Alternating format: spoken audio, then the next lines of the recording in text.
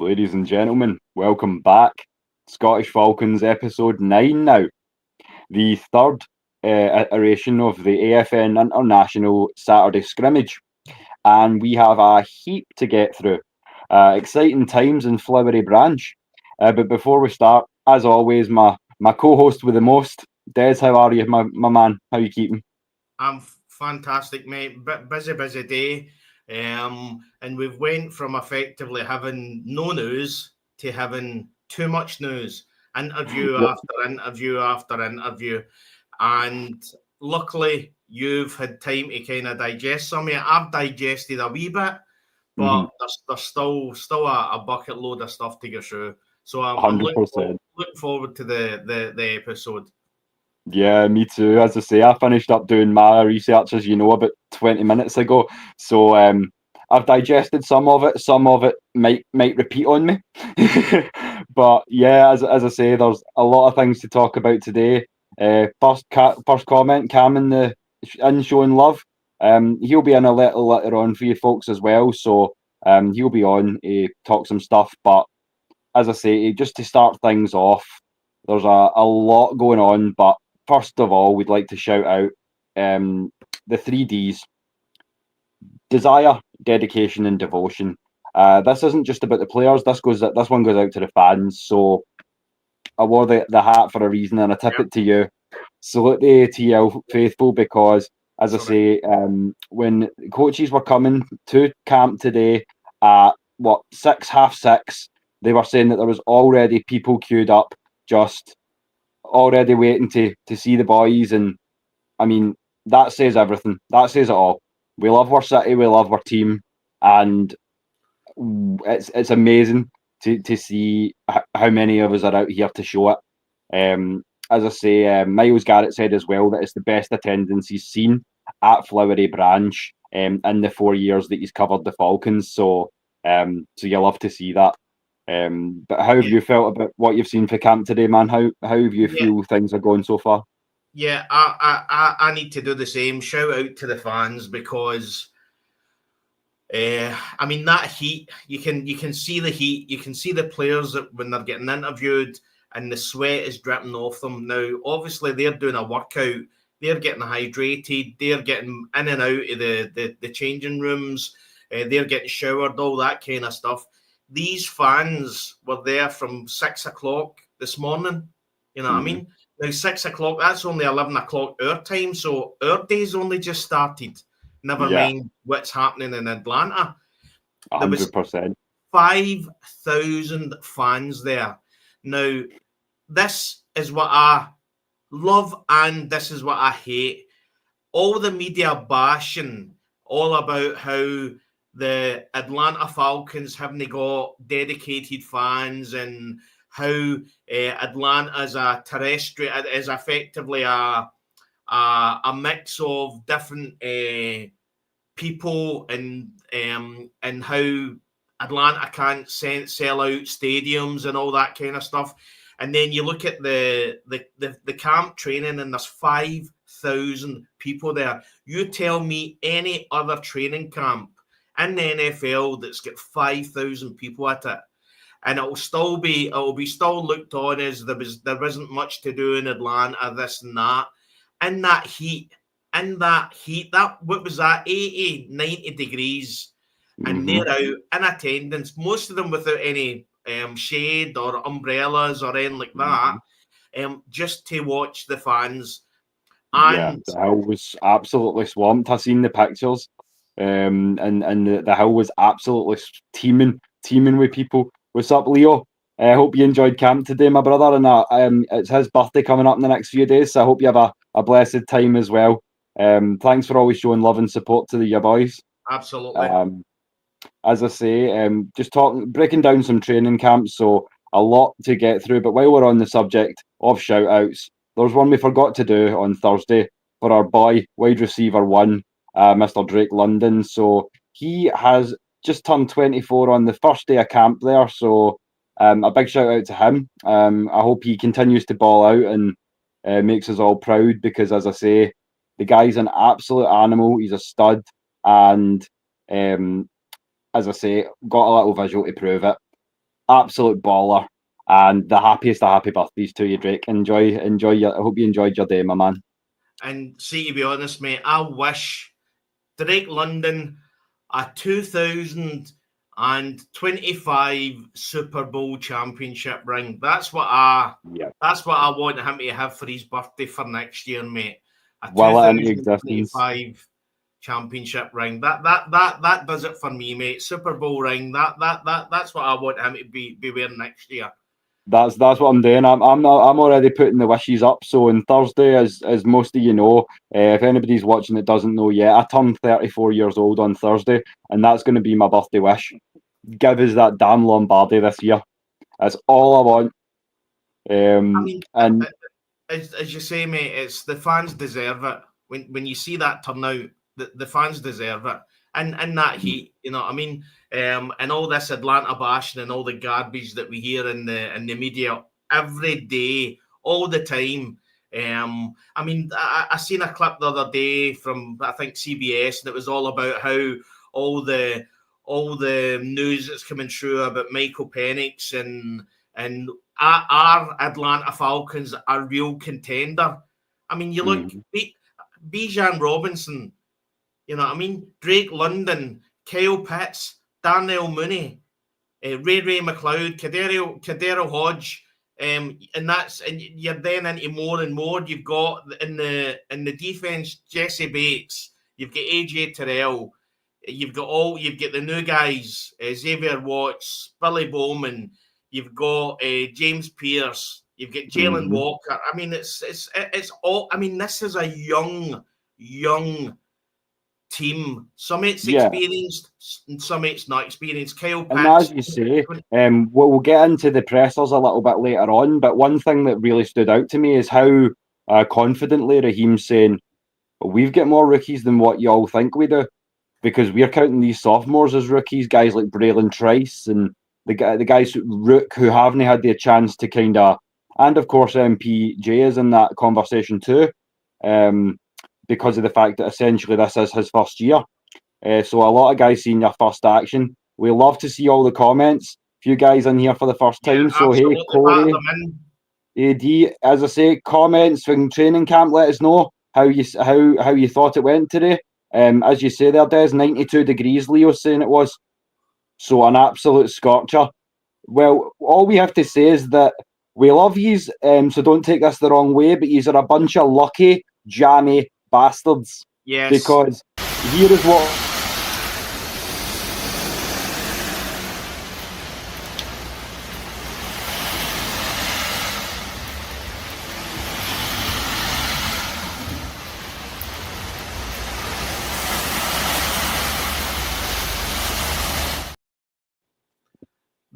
That was my outlook today. Yeah, you get 92 degrees and we get that. So share some love and spare a thought for your very wet and very cold boys here. But no, as I say, all the hype's keeping us warm. I think something's got to. It's a bit like when you look at that video. It's a bit like the old Billy Connolly story when he talks about how he'd been living in LA and he brought his kids to Glasgow, and one of his kids turned to him and said, "Daddy, why is the sky so low?" That's clouds. You know what I mean? Don't see these things in LA or Atlanta most of the time. That's clouds. So. Yeah, it's like they would ask you, is that those things that are normally white and fluffy? Not so much in Scotland. Yeah, we don't see them white too often. Yeah, they're grey and wet. They fluffy things are grey and wet in Scotland. So enjoy the hot weather over there. Yeah, 100%. Make the most of it. But yeah, as I say, lots to talk about when it comes to training camp, and I've got a few kind of choice points here to go into. But first off, we're going to start. You know what, D likes his rain. We've been over this before. He's a water baby. I mean, but yeah, as I say, when it comes to on you go. Sorry. Well, we're getting into it. Well, you mentioned Drake London. Seemingly, he had a fantastic day today. Go back and watch that one-handed catch that he Absolutely. made. That was tasty. That's one of those ones where I felt a little bit of man crush rising, just a little tiny bit. I was like, yeah, keep making catches like that, bro, and we'll be just fine. But yeah, as I say, training camp from the beautiful Flowery Branch. Not that you would have got as good a view as that today, because there was a few more people than that. But as I say, we want to start with talking about our Michael Penix Jr., QB1. Now, I've got a stat here. He's day one of camp, 41 of 45 passing. That's 91.11% for 719 yards, 12 touchdowns, and 0 interceptions. You can't argue with a stat line like that. I'm also seeing a lot of good news in terms of IDL. We're first team IDLs for the start of camp. Rook Ororoho, Morgan Fox, and David Onyemata. So we've got that going on in terms of defense. And also, I did love this quote: "Big Penix energy. I'm here to be entertained, so yeah, entertain me." That's how I feel, because this guy's going to ball out, and as we'll talk about pretty soon, this is going to be a big reason why Kyle Pitts is connecting so well now with his quarterback. They've established that camaraderie and that sense of team, not just on the field but off it as well. And it's fantastic to see this all coming together. How are you feeling about Penix so far in camp? He's looking every bit the part so far, eh? Yeah, well, we talked in the last video about JJ Watt had mentioned about stats and everything. But you've got to remember that there's a lot of players on that defense that are playing for a position in this team. And they're effectively, when Penix puts that ball up, they're doing the damnedest to get to that ball and stop that ball. So to have that completion rate is phenomenal. It's training camp, but as I say, there's players there that are playing for quite literally their career, and they want to do anything they can, a finger, a shoulder, a head, a hand, anything on that ball, and they are literally putting their life on the line to do that. 100%. And as Pandemic says there, first time in the channel, great to see you, my brother, or sister. But Penix to London is going to be the truth this year. But the way he's throwing Pitts, I mean, some of those catches KP was making was pretty nice too. So, I mean, this is what we were talking about. We'll get into the receiver situation in a little bit, because it's something that was mentioned both in the press conference with the assistant GM, Kyle Smith. He was talking about it a lot, and also Mike Penix Jr. One of the big things is having guys that you've established that sort of camaraderie with. Your guys sort of feel. We also see that Penix is buying into the run first nature, but he knows that it's a run first offense. But as long as Kyle and Drake stay on form, I reckon this offense can really go off passing wise, because I mean, you've got an absolute stud with Bjan Robinson. I mean, that's a 1,800 yard a season back in the right scheme, and then you mix in the versatility. We're going to say this a lot, so if you're playing a drinking game in the background to get ready for tonight, take a shot for every time I say the word versatility tonight, or for every time Des says the word option, and see if you can make it. Motion. Sorry, yeah. Kyle Smith in his interview said motion about 6 or 7 times. Going back to what you're saying about Penix and everything as well. What I would like to say is that, listen, we love Bjan, we love Tyler, we love Kyle Pitts, Drake London, Jesse Bates III, AJ Terrell. We love all these players, but I'm telling you now that they 5,000 fans were there for Penix. That is the quarterback has just walked in the room type of turnout. Yeah. They're not doing that for Kirk Cousins, no disrespect, but obviously it was closed last year, and they're definitely not doing it for Desmond Ridder. No.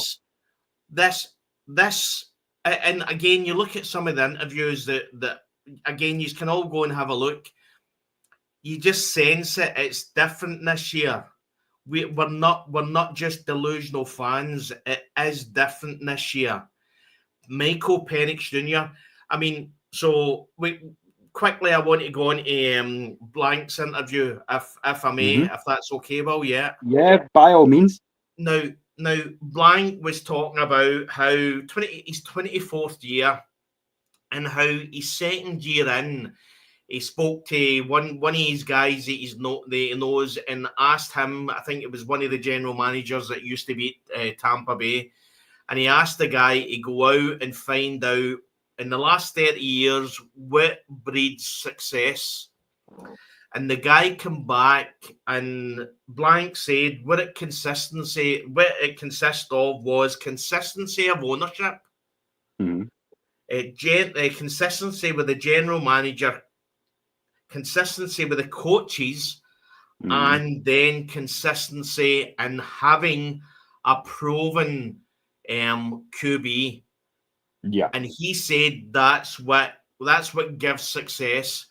And when you look at what we've got, and I know Penix has only had 3 games, but was it, I think it was Raheem or it was Terry Fontenot, one of them said, because I normally say he's horizontal. In one of the interviews, they described Penix as being unbothered. Yes. He's unbothered. It was a great word. But I love this, and I've got a couple of points here that I've taken off the course of the pressers. As I say, with the way he's speaking about we should be the best, it means worst case scenario, you get a hell of a lot of entertainment, but we're going to get a bunch of wins too. I think, like, even if you don't make a deep postseason run, I think we're going to be, if we don't win the South, we're going to be right in the mix. I don't think this is a 6 or 7 win football team by any stretch.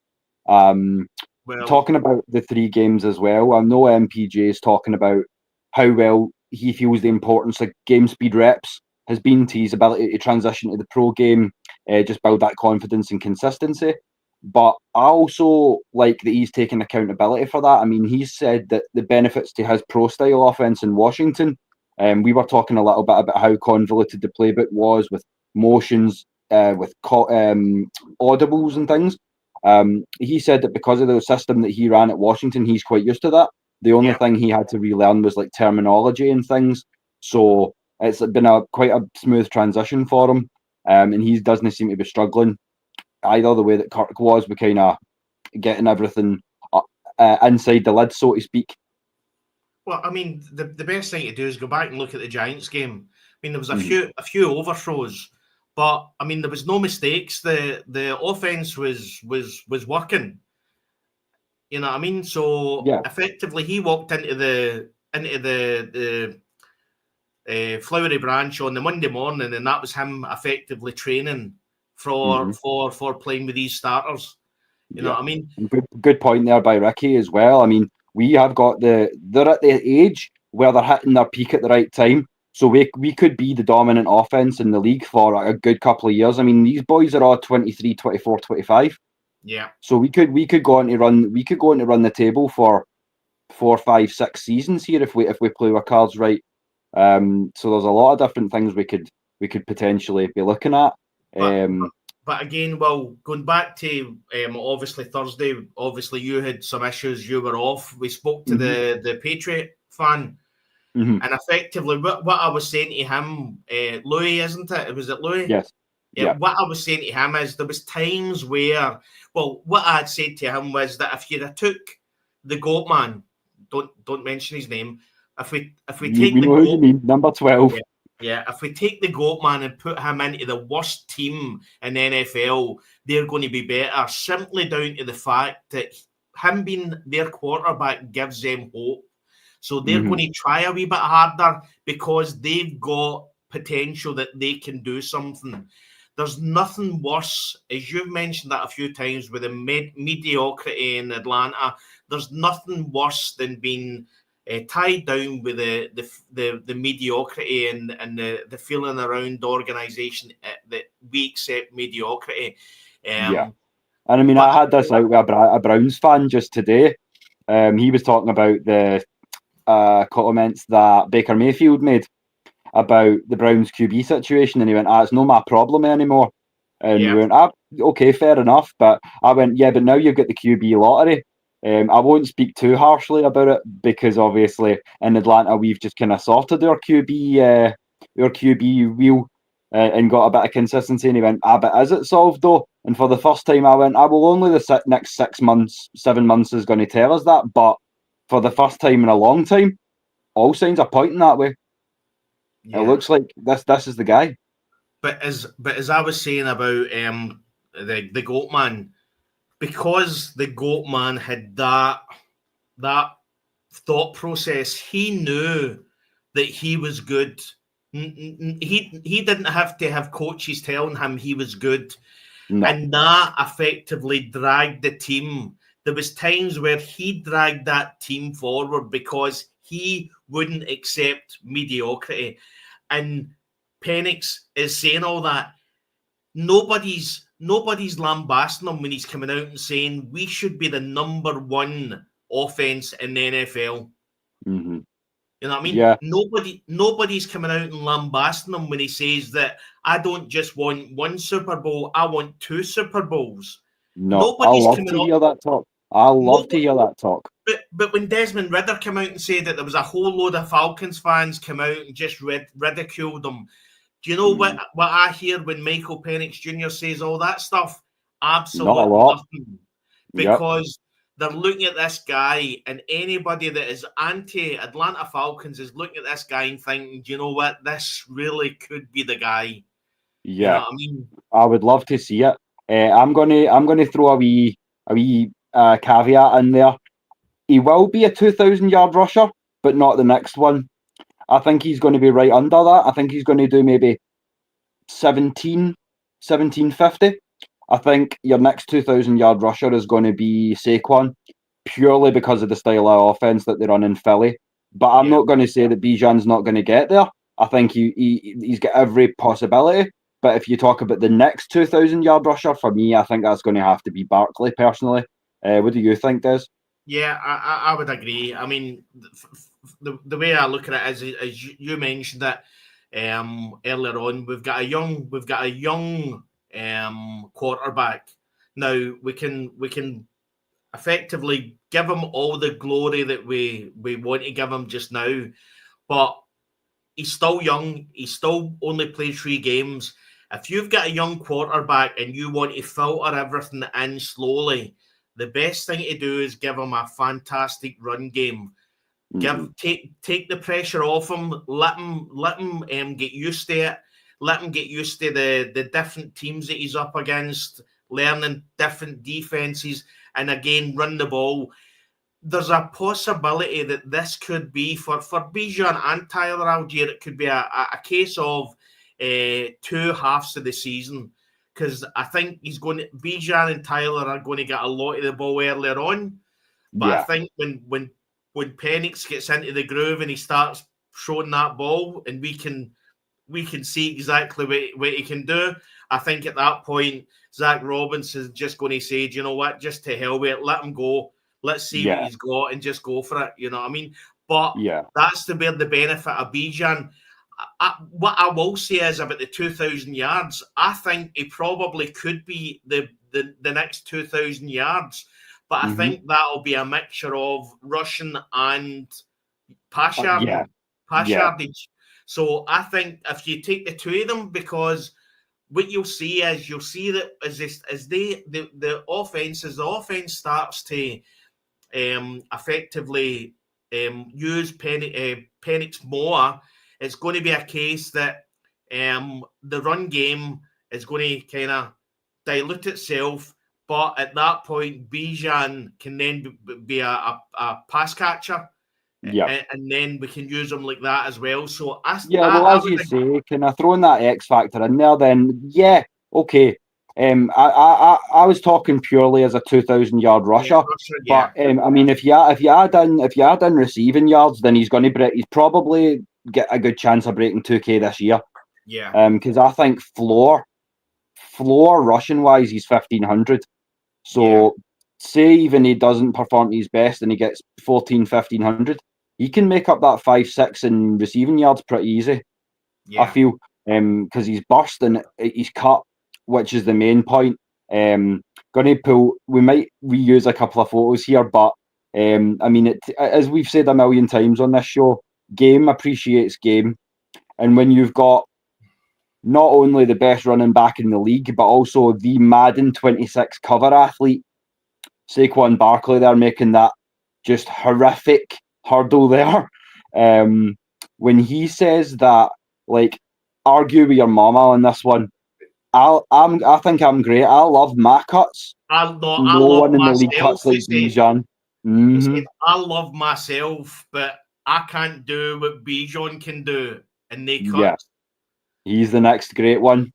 And I've not heard the specific wording, but I hear that Justin Jefferson's really high on him too. So I mean, that's two fantastic, borderline generational players at their position saying, "Nah, this kid in Atlanta, that you need to look at him." But, so I mean, I don't see, for the ones that aren't convinced by Robinson yet, you really need to get with the program. I think. But Saquon then came out and said he can even pass as well. He can catch passes as well. So he's effectively saying that he's a dual dynamo. He's what I mean. We know, but we'll get into this. But we know who the best running back is in the league at the moment, and that's Saquon Barkley. But again, as you say, and we say it a lot, game knows game. Michael Vick, Matt Ryan having chats with Michael Penix Jr. Saquon Barkley coming out and saying that. I mean, he was literally gushing. I mean, he was saying that. I mean, in no uncertain terms, he was effectively saying, "I can't do that. I'm not as good as that. I can't pass. I can run, but I can't do that." And the way he cuts, and again, this is how it's this year. It feels different because, you've got the mainstream media trying to blast Atlanta every port they can. You know what I mean? But then you see these players that are coming out and saying all these things about the players that are in Atlanta. And it's as if they're all looking and going, I'm really starting to see what Atlanta's doing. Yeah, and D hit the nail on the head there. He's a one cut guy. He can make multiple, but if you miss on that first tackle, he's going to punish you big time. Yeah, he's gone, and you're not going to recover if you miss that first tackle. As I say, the film speaks for itself when it comes to Bjan.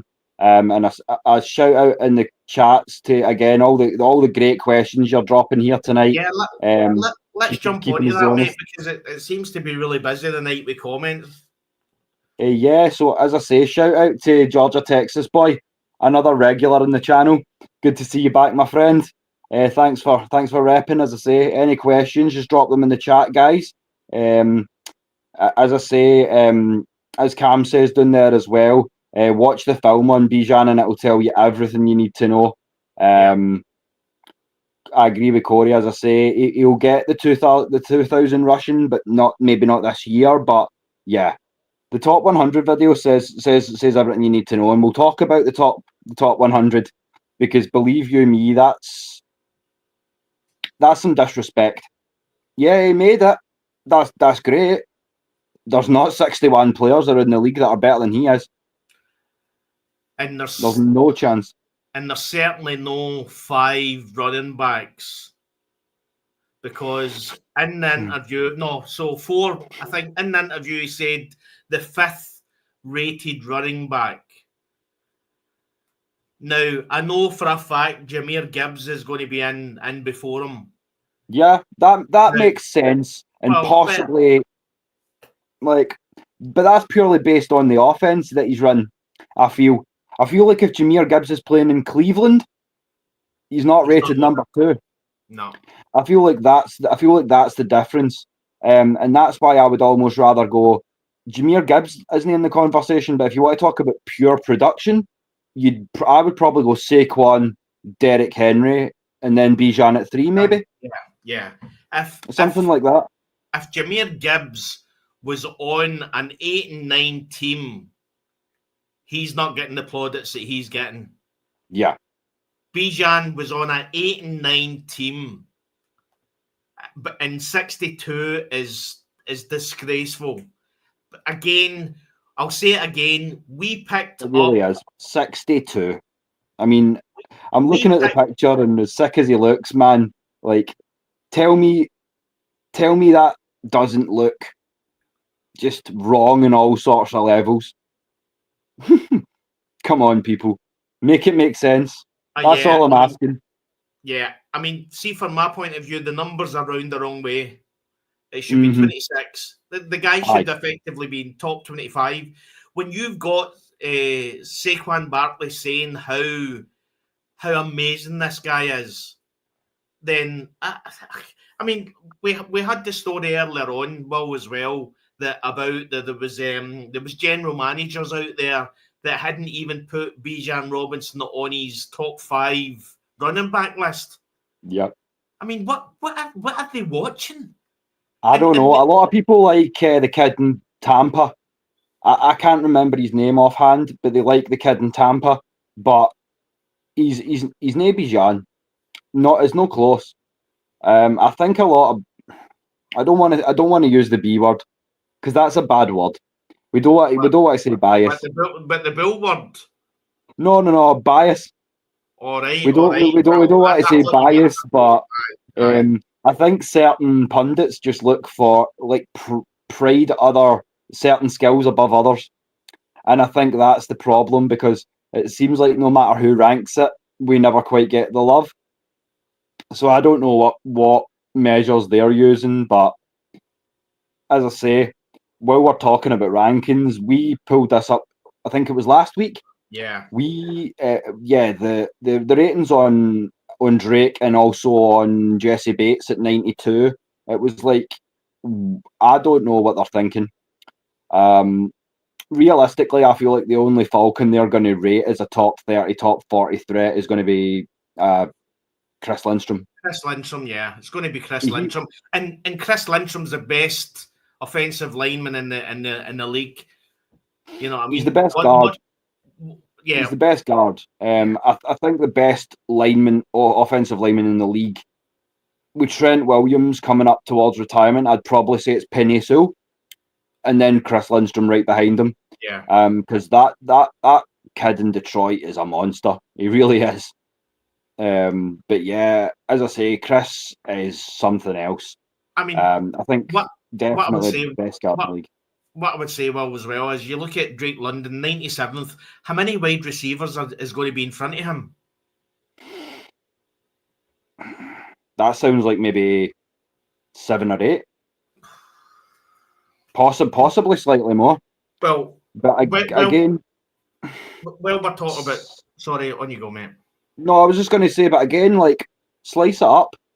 Chase, Jefferson, maybe T. Higgins, maybe CeeDee Lamb, maybe Amon-Ra St. Brown.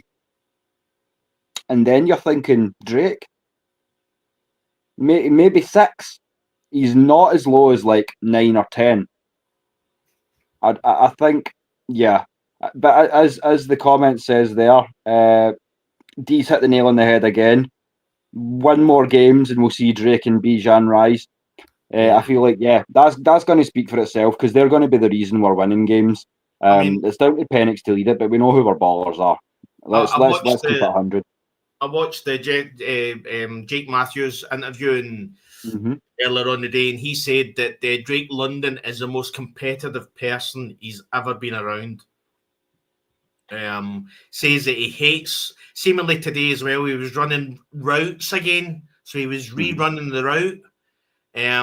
He hates letting teammates down. He hates if he doesn't catch a pass. So you've seen the basketball videos of him playing basketball. I mean, the guy is fiercely competitive. Well, you imagine, you think of all the players that Jake Matthews has been around in Atlanta and all that time that he's been there. He was there for the Super Bowl run. You know what I mean? But we're back rent free again, bro. We're back rent free again. Oh, don't worry, Mr. Saint. We've got a few things for you later on. We've got a few bits for you later on. Just keep watching. The visitors are here. The visitors are here. You know what I mean? I wondered what the smell was. Nah, we're happy to have you in the building, man. We love the banter. As I say, we're planning on getting the opposition on for every game this year if we can. So keep that in mind. We see y'all twice. If you want to come on and have a real face to face and a bit of banter, we love it. It's what we're here for.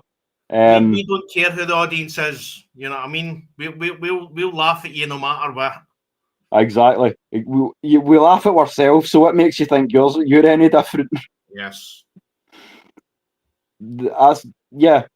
D's with me. As I say, once you get out of Drake, Jefferson, Chase and Lamb, you really start thinking. As I say, I would throw St. Brown in that list and make it a top 5. But outside of that, you're really kind of nitpicking. And again, it's skill set. So what are you looking for? But in terms of just like, oh, that's a guy you can build an offense around or a franchise around. Yeah, it's probably maybe 5-6 guys. And Tyreek's lost a step. I just seen him on X getting schooled by a 14-year-old receiver. So Tyreek is a speed demon and he's still got some hands, but he's not the Tyreek of a few years past, in my opinion. And again, you just feel with the training camp and everything. And I mean, last year, when Kirk was playing well, I mean, Drake London was on the end of everything. You know what I mean? So, and the only small thing I would put in it is I do think that we're going to see a lot more of Penix to Pitts. Mm-hmm. And there's only so many balls to go around. But I'm sorry, mate. Check the last comment. Tyler Shocking is not making anyone his bitch. Let's get that right. Let's get that straight. Listen, have you seen that 10-yard crossing route? Like, have you seen his body positioning? I could throw a better crosser myself, man. So don't be saying that he's going to make anyone his bitch. You've got 120 minutes of football to look forward to, and then we'll talk. But Tyler Shock's not the guy, man. He's not the guy. It's not. You've got his. Well, it's not. You've got his name wrong. It's Shocking. Tyler Shocking. Tyler Shocking. Tyler Shocking is the only rookie I've ever seen with grey hair. He's about to get a whole lot greyer as well. He's been drafted to the Saints. So come on, man. That's on Gratian 2000. That guy that has to dye his hair because it's turning grey. And yous are putting you guys are literally putting your future on that guy. The New Orleans Saints offense now is brought to you by Just for Men. Listen. We've all been there. We went there with Desmond Ridder. We were promised. Oh, he took who was it? He came for again.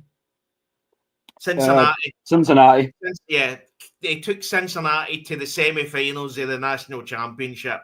It was the third highest games played for a quarterback. We heard it all. Everything that you are hearing now with Tyler Shocking is literally the stuff we heard with Desmond Ridder. And I will tell you now that we have a better offense even then than you have this year. And effectively, you'll feel the pain. You've got the worst quarterback situation in the NFL. Literally, and it's about doing your homework too. Because you picked up a nice tackle, a real nice tackle in Kelvin Banks Jr. But pull up those two Georgia versus Texas games from last season, and see what happens when Kelvin Banks Jr. meets Jalen Walker. It doesn't end too well for the Longhorn. I'll put it that way. And this is a Texas fan saying it, but game appreciates game. Yeah. You are going to face defense, or Shock's going to face Shocking, however you will put it, is going to face blitz packages, rushes, and schemes that he is not prepared for. And the only reason you're going to beat us in the swamp this year is because we're going to take our feet off your throats. We're going to have the South won by the time we come to the swamp. Mark me. And again, they're talking about, so somebody, again, they keep on talking about Saints lying down and going for Arch Manning. Well, if you look at all his uncles, every one of them played 2 years as a starter in college. Mm-hmm. There is no guarantee that Arch Manning is coming out in the draft next year.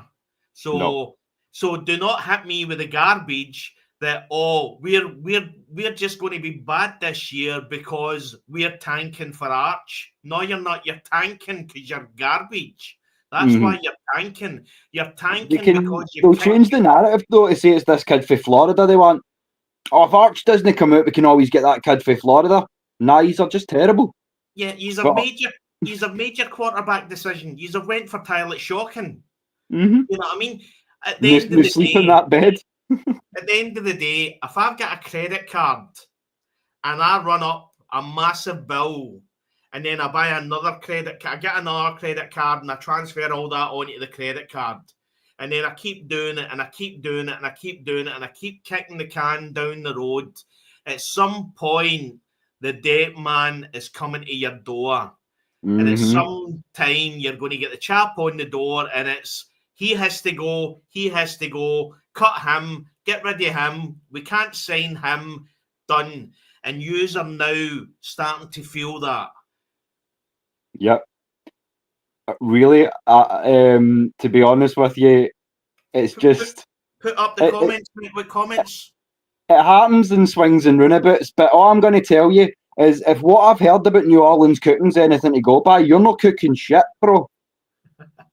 I've heard about New Orleans cooking. Nah, bro. Nah. We're living rent-free in their heads. They know. It's fantastic. We don't even need to talk. We can just sit here and let y'all kind of tell everybody how good we are. Listen. It makes our job real easy. See if our full podcast is literally retinue. It's going to be our highest viewed podcast because when all the guys get back from training camp, where there was 5,000 Atlanta Falcons fans, think about that, 5,000 Atlanta Falcons fans for the training camp. Mm-hmm. Tell me the last time the training camp for the Aints was 5,000 people.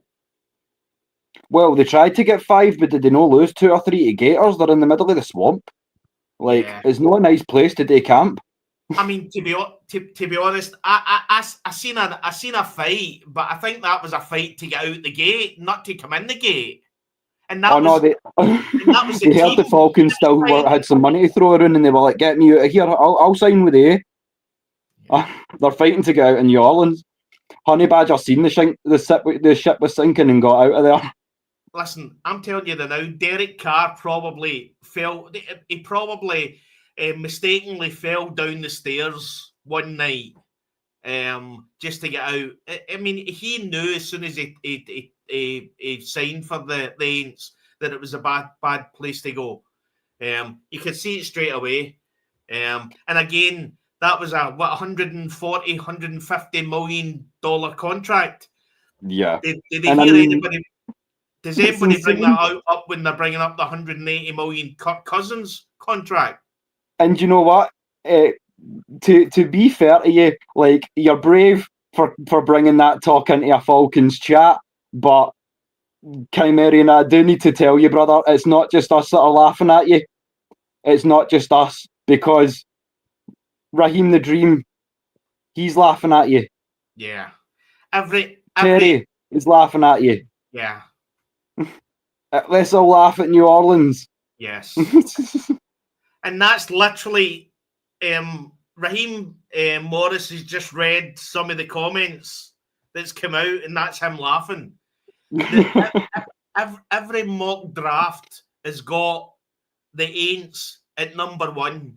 Every one of them are saying that these are going to be the worst team in the NFL. And as I say, it's all your fault.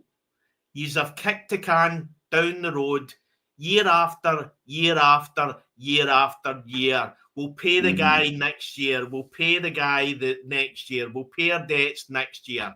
You've been sitting with 70-odd million in negative cap space year on year, and you still get out of it. But you have to then sign these void years and all that kind of stuff that eventually have to kick in. And then you have got probably there's about $5 million you're paying to all your quarterbacks, and you're still struggling for cap space. And there's literally $5 million sitting on all your quarterbacks. I agree. And for the talk of Alvin owning Bjan, I don't need to say anything. D said it for me.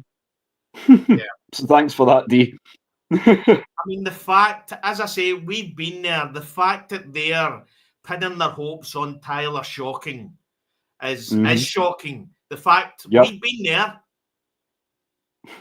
Yeah, he did. Yeah, that's it. By the way, this Bjan kid's good. I'm out. Yeah, I'm going. Mic drop. Yeah, I'm not trying to catch that guy again in this pitiful franchise that is going nowhere. You know what I mean? I've got my money. I'm going. Do you know the funny thing? Wait till you see. Just come back to me and tell me how many of these guys stay in New Orleans. They all disappear. And see, to be fair, I like players. To be fair, as I've told you, like, this is why I'm quite kind of broad in my knowledge of players around the league, is because I like players. I hate Saints or Aints or Skanks or however you want to go, but I feel like I can finally say I like the Honey Badger again. He's an alright guy, really. He just wanted that money. That's all it was. That's it. And he took these for every penny he could get for these. And then thought to himself, enough's enough. This is literally going to be a tank year. We're going to win 1 or 2 games. I'm too good for this garbage. I'm going. Aye. That and the fact that, like, he's been through some wars. Let's keep it 100. Like, some of the hits he's put on, boys, reminds you of, like, prime Earl Thomas. Not the biggest guy, but he will come down and take your face off. Like, just insane levels of power for that stout, compact body. But yeah, definitely glad to not be playing against him anymore, because even at his advanced age, he was a baller. But yeah, as I say, real appreciate what this guy doesn't understand is that the Scots, we don't pussy about. We tell you what it's like. You come in, you do me a wee favour.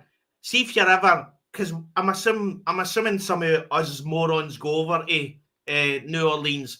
See if you ever see a whole load of Scots boys talking. Go up and say something nice or nasty to them and see how long you're on your feet. Right. That's what happens when you come onto a Scottish podcast and say that garbage. We'll be right down your throat and we tell you how it is.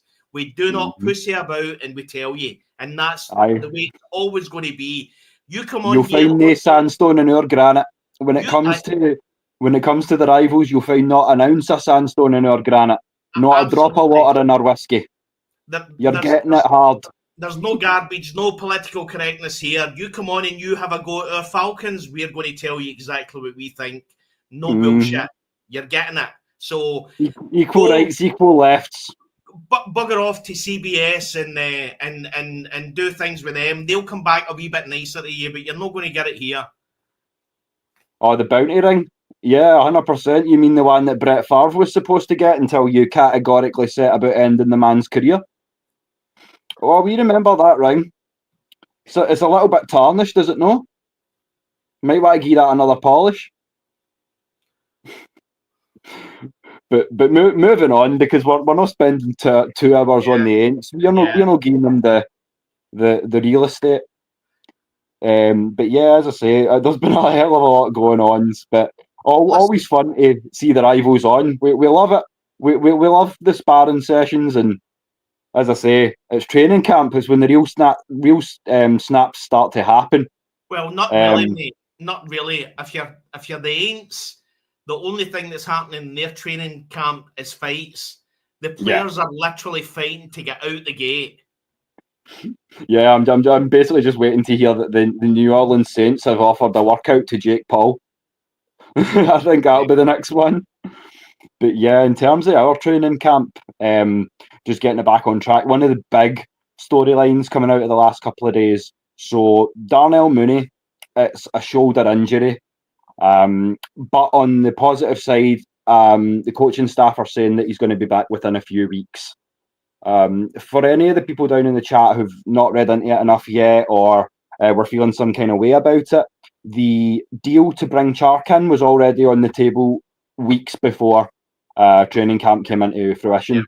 But we essentially, the only move we made was getting rid of Kevin King and bringing in, as I say, a former second round pick who, as I says to Des, he's got some miles on the tyres, but he's still a very real field stretcher and a very real deep threat.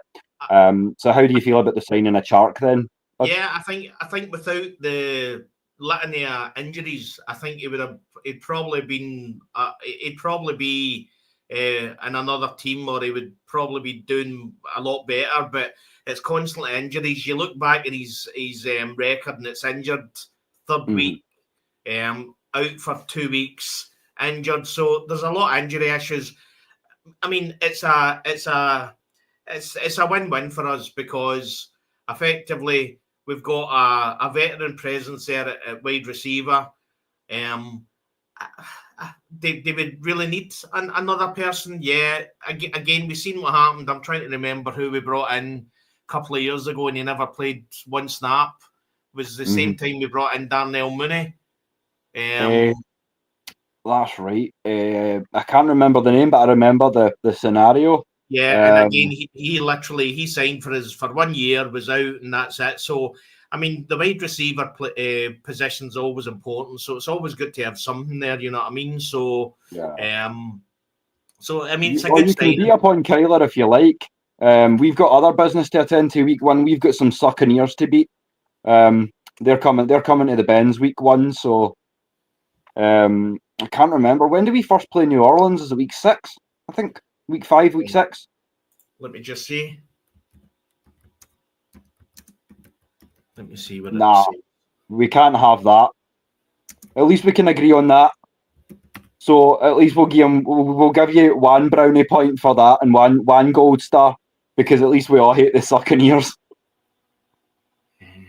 So, as I say, that's the only Pirates I care about right there. So the Saints are the 23rd of November. It doesn't tell you what week that is. Right, November 23rd. So let me just see. That first legs at the Benz? Because I remember saying that we would drop the one in the swamp later in the season. So it must be at the Benz first. No, the first one is at the Dome. Ah, okay. 4th of January is at the Benz. Right. So I can't wait to see him coming on. Listen, as I say, listen. Come on in November for a gab. It'll be fun. Yeah. Sorry, I went a little bit Scottish there. For any Americans in the chat, a gab is a wee chat, a wee chinwag. What I would say as well, Will, is if anybody wants to antagonise somebody, don't antagonise a Scotsman. No. most Scots are ginger, and you know what gingers are like. They're very, very short-tempered. Some of us are just dark-haired, but we're still short-tempered. You know what I mean? We snap very quickly. So yeah. Well, my youngest stepdaughter's a redhead, and so is my sister-in-law. So yeah, as I say, like I know well how the red gene goes, and I've even got a bit of the red gene myself. Like even the ones that aren't red, you'll see the ginger in their beards.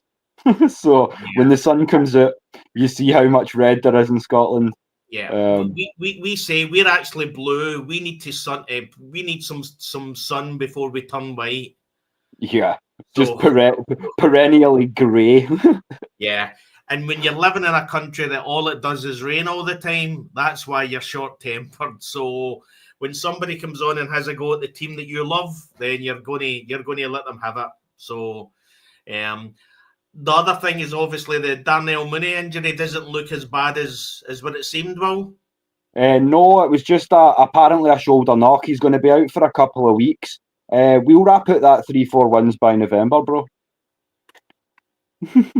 Yeah. We'll have the 3-4 wins by November. As for your season, I don't know.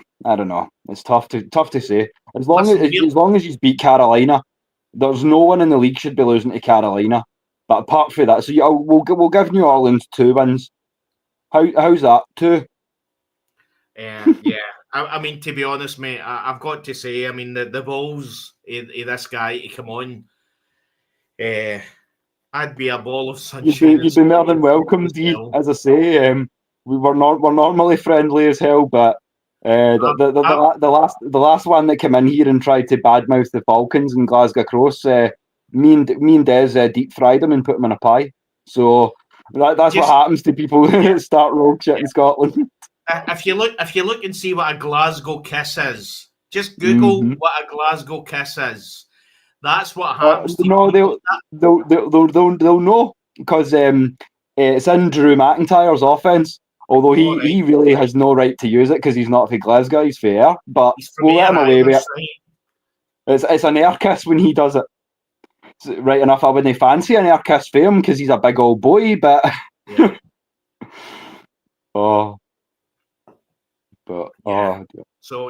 So don't listen. It's not gonna happen. Come on, man. It ain't gonna happen. Like I love to talk about. I love to see everyone coming in here and speculating as to the season. It's fun, but it does get crazy sometimes, especially when you let the ain'ts out of the cupboard. Yeah. I mean, it's the balls of that guy to come on this podcast, and as I say, listen, we live rent free, and we love it, man. It's all good fun. Like at the end of the day, we're on the south. We're all miserable because when it comes to playoff time, none of us really have much of a leg to stand on historically. So I mean, you take that as it were. We're in the south, so winning the south's a big thing. But I've told if you've watched the show in the past, Chameleon, you'll know that my end goal is South runs through the A. I'll give up the Super Bowl next season to slap you all home and away. And I've said this. If we can get a deep playoff run and maybe not a Lombardi, but go 6-0 in the South, I'm happy with that. Aye. Because what the team, all 4 teams in the South, not just the Falcons, but what there seems to be lacking is that need run the division, run your house, so to speak. But yeah, we've got a guest coming on, or not a guest anymore. We should say. Cam, how you doing, brother? How are you? Pretty good. Just got off work. How was it today, man? We know you've been paying attention to the shows and things as well. Just going to drop this in the building for you as well because your boy's been busy in the background and made this little logo, so we can now officially present to you the new blood, the newest member of the AFNI family. So there you are. Perfect. We're very glad to have you. Great. Welcome. Thank you so much, man. But yeah, as I say, so what we'll let you come in. So let you have a little bit of a say about what we've been ranting for an hour already. So, what have you seen from today, bro? What have I seen, or like any? Like what have you heard? What are your takeaways? Yeah, no, just really the energy's been great. Like you said earlier, all the people being there. That just this year it feels really good. Like your confidence outweighs the concern. So you don't got that like feeling of concern that suddenly washes over any minute you get a little bit of confidence. No, it's like completely wholeheartedly like confident in this team this year for them to, I don't know, do great things. But the only other thing I've like noticed to bring up, I guess, like I was watching this YouTube channel called The Dixie Way. They were live streaming at camp this morning, and I heard something like interesting right at the end of their stream, right when camp was ending. What's his name? DJ Chalk, the wide receiver. DJ Chalk. Yep. Yeah. They sound like they're saying that it looks like he went down or something. Like they joked around and said maybe he can't handle the heat or something like that. But I'm not really sure because it's just a person out in the crowd. It could have been. I mean, how hot is Cali generally? Because that shouldn't be an excuse given we signed him from the Chargers. But it is mighty hot today over in there. I do know that. Yeah, it's very humid in Georgia compared to Cali, but yeah. But no, I don't know if it means anything. It was just again the coaches are maybe trying to play it off and sort of, you don't want to sign a guy and then have him go down day one. So there's maybe a touch of that too, Just you don't know until getting to him, give him a couple of days. When in actual fact maybe, but again, I'm sure. As for the Chark situation, I think it's similar to what we've got with Darnell. I think a lot's going to come out in the wash, so to speak. We're going to learn a lot more in the next day or two, I think. Yeah, and like I was mentioning this morning with you, I'm pretty confident in whoever the Falcons gets in the like wide receiver room, because even at our worst with wide receivers, they're still like very solid groups when we have them. Like a couple of years ago, 2022, after like Calvin Ridley left, we still had Olamide Zaccheaus. We still had I don't know everybody, but we had enough guys. We made it work. It was just mainly the quarterback not getting the ball to them. But yeah, that's really about it. All that's been on my mind. Sorry, I got. No, it's okay. As I say, we structured a lot out, and it's all gone to pot now because we've started sparring. But it's not riling us up, bro. We love it. We love it. We've just done some ain't scouting. You know what I mean? So. Oh yeah, I was seeing that. It's a great show to make your debut. We're going to war. yeah, definitely. And his name is Cameron too, but not spelled with the C. The one thing I would say, Cam, is that because the Scottish accent is so rough and so coarse. Oh yeah. When we go, as in when we get mad, and we start. I mean, we slow down when we're on the podcast. If me and Will were here, just effectively nobody looking, we'd be speaking a lot quicker. But we understand that when we start and when we effectively go off in one, as we would say, it's we know it comes off quite intimidating, as in we're quite loud. But the one thing I would say is that we will not let anybody, whether it's an Aints fan or whether it's a Panthers fan or a Buccaneer or whatever, we will not allow. Or a Patriot, Louis, you've been warned. Yes. Well, if you want to come back for round two, we're here for it, man. Well, Louis was told the last time when you fell off, mate. So, no, as I say, if he wants to do round two, that's on him. Yeah. Well, we're meeting the Patriots this year, aren't we? We are. I think Pats might be week 5. I think the Patriots is week 5. So we can get Louis on then. You know what I mean? Yeah, sounds good. And have a chat. Good. But yeah, because let's set things as well for that. Let's set some expectations for what the rivals are going to see this year. Because we've seen that Jeff Ulbrich is what I've wrote, but it wasn't Jeff Ulbrich. It was actually it was the Ulbrich mic up. Yeah, he's a studious coach and knows what he wants to see. But he's also building a nice level of support and camaraderie. He's already taking charge as well, which we love to see. Don't yes sir me. That's bullshit. Yeah. I like that. He's already telling these boys, nah, this is my show, and I like that. Yeah, the bit with Caden Ellis as well. Went over to Caden Ellis and said, Caden Ellis, I need you to do this. I need you to do this.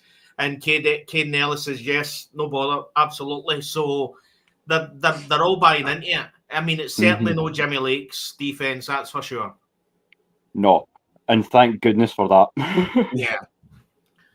Oh dear, it's going to be one of those years, man. I've like I could get.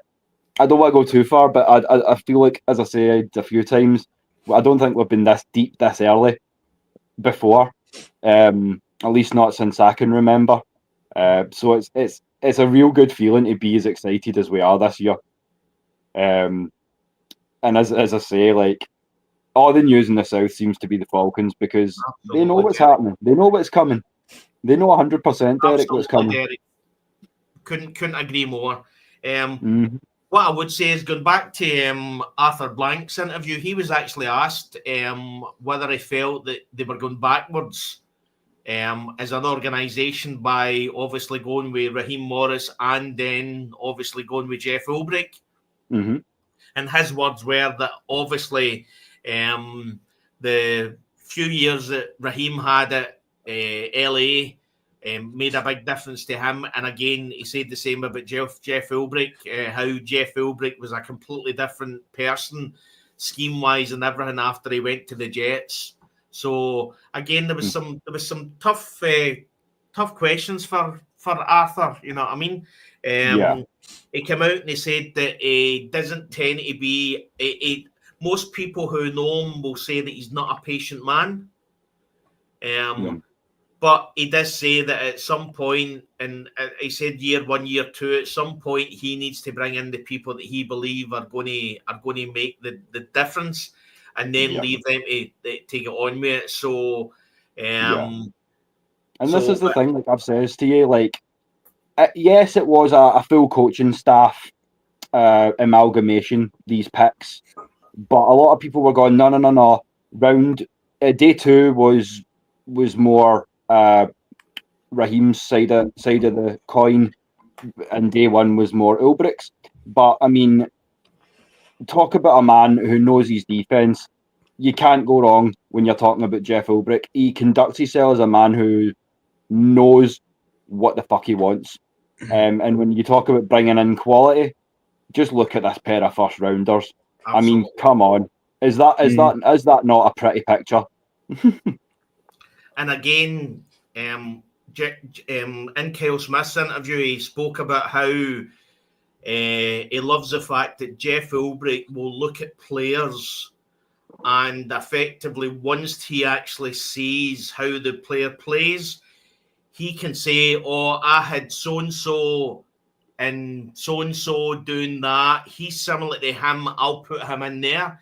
So effectively, how when he's looking at what the strengths and weaknesses of players, he's then plugging them in. You know what I mean? And we film recommendations as well. Like, he goes out to Jalen Walker, look at your thighs and look at Van's thighs. Go check out Van Miller and things like that. Or he says to one of the linebackers, I think it was Caden Ellis, go check out Bobby Wagner for that move. His communication is great. He's studious enough to know, no, go watch your film and here's who to check out. I love the way he's conducting that. It can only lead to positives, and as I say, if he's got the names to throw out there, then we may see the team get even more improved, even more versatile, and even more able to kind of adjust into different schemes and things like that. Because as I say, here comes that word again, versatility. I mean, the defense can't be any worse than last year. Yeah, no, because I never really paid attention, or I don't know if there's ever any mic'd up with Jerry Gray and how he like communicates or deals with his players. But one thing I do remember is them saying they want the defense to be fast, free, and physical last year underneath Jerry Gray's defense. And to me, that always kind of felt like not really an answer. It just kind of felt like saying we don't really have an answer. They're just going to go out there and do their own thing. Yeah, it sounds like a main selling point. Like, yeah, I get it. We're Falcons. Falcons are the fastest animal on earth. A yeah, peregrine falcon in free form. There's nothing faster. So I get that you want to stay with the right, and build for speed, but yeah. yeah, you see what I mean.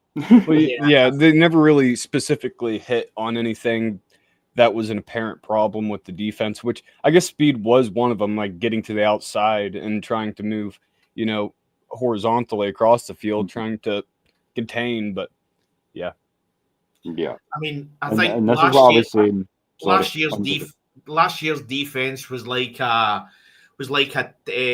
shopping TV advert. It was the bend don't break defense. It was like something you would buy off a shopping channel.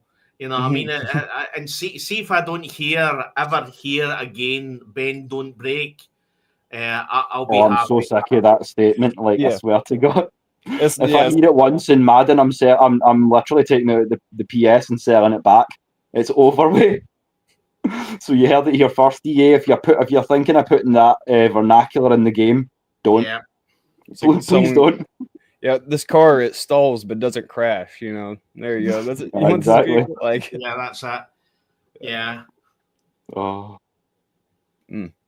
just ridiculous. But yeah, as I say, it's been trying to fit everything in and find the balance has been the real nightmare over the last couple of days because, as I say, I have 2 spreadsheets, 3 pages of notes open at the moment, just trying to kind of break everything down. But yeah, one thing I did want to talk to you about, again off the back of that versatility thing, is just and again one of your drinking game things. How many times did Raheem Morris in his day one presser say the word sets? Oh, they're going to be dealing with so many different sets. Oh, we can put it in different sets. Oh, well, there's a set for this and a set for that, and it's like, right, okay, I get it. That's we're coming back around, but not as Again, the benefit we've got, and we go back to Raheem's last year in LA. I mean, he literally had a no-name defense, a lot of young players, and I think they were top 18, top 20, with effectively no names at all. So he can work with young players. That's beneficial for us. And I think the fact that he brought in Jeff Ulbrich as well. And again, the one thing I love about Jeff Ulbrich is his passion. He is passionate about it. And again, that filters down to the players. Yeah, 100%. Like, coaches don't. There's not enough said for those sort of rah-rah coaches, and I feel like you can go too far with it. But I feel like there is a good balance, and I feel like, as I say, even down to the small talk, like he's sitting talking about, that's 23 years we've been married, and he's like, we're going on 2. He's like, I have no advice for you.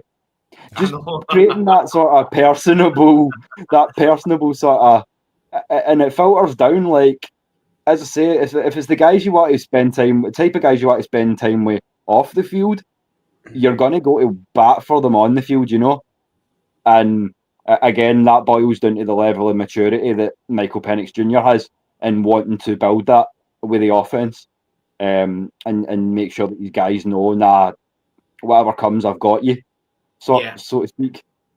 Again, there's that much to talk about. The other thing as well, Raheem Morris was interviewed on the camp training video, and again, a word that's starting to come up as well is accountability.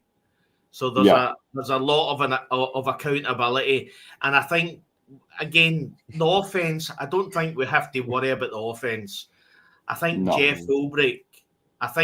Ulbrich is going to be the guy that goes, no, that's not happening. I don't like that. This is the way I want you to go. He's been around enough. I mean, he was in New York with Aaron Rodgers, so he knows how to deal with big names. I mean, he wasn't on the offense, but again, I call him a man manager. He's a guy that knows how to work with certain people. He looks at the players and he understands what that player has to do.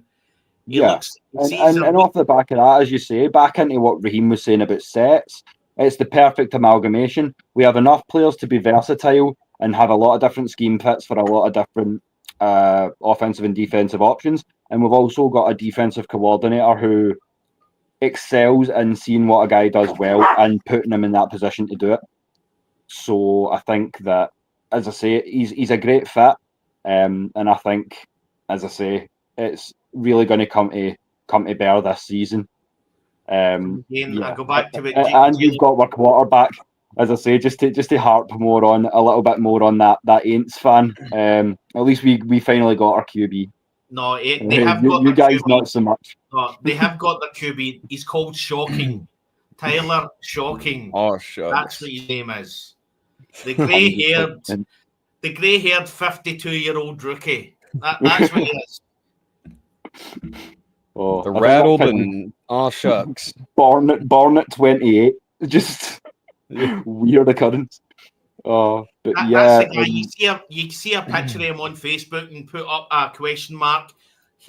What age is he? See when you see some of these young guys and they're like 22, and you think that guy looks about 60. That guy looks as if he's got 3 grandwins.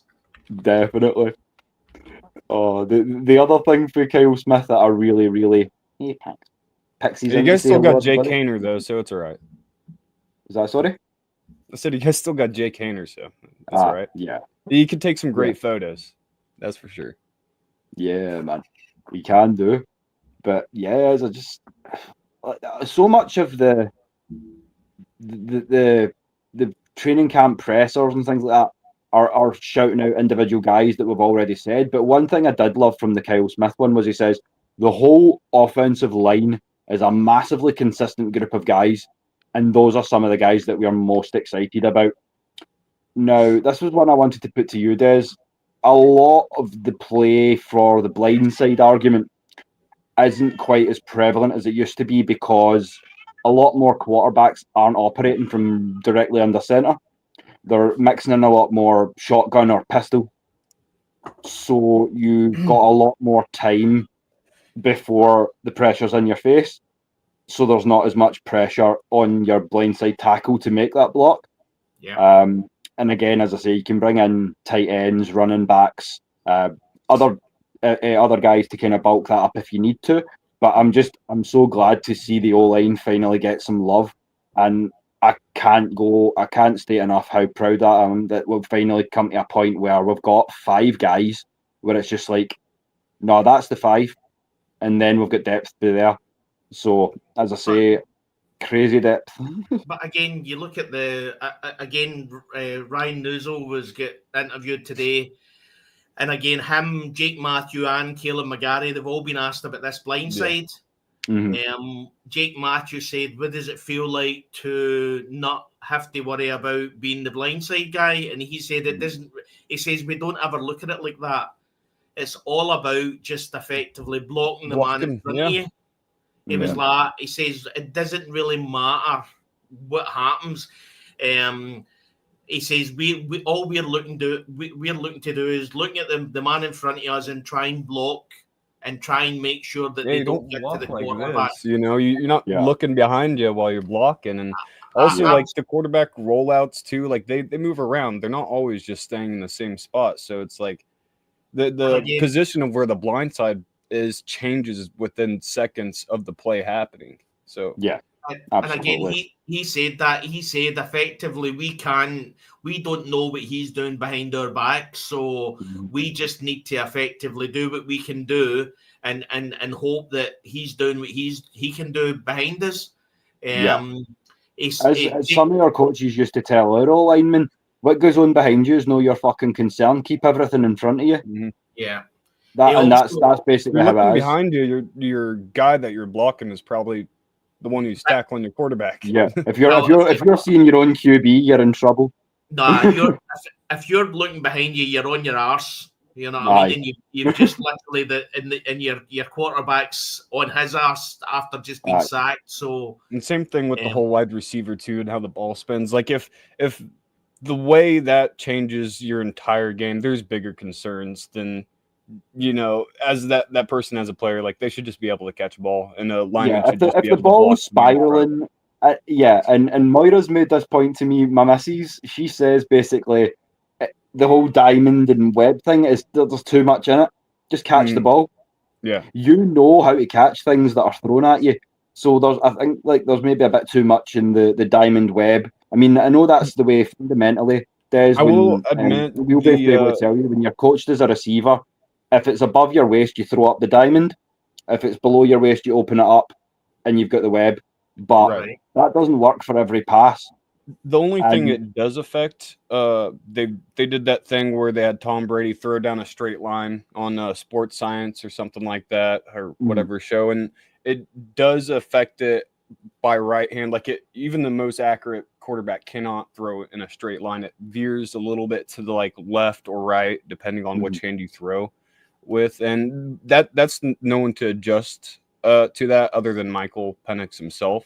And he's already used to it. You know, the timing and all that's going to be an issue between any quarterback and wide receiver, whether they're right-handed or left-handed. It's just they all got different timing, anticipation, how fast they throw the ball, all that kind of stuff. So it's not really a matter of left hand or right hand. It's really just getting adjusted to each other as players. Yeah.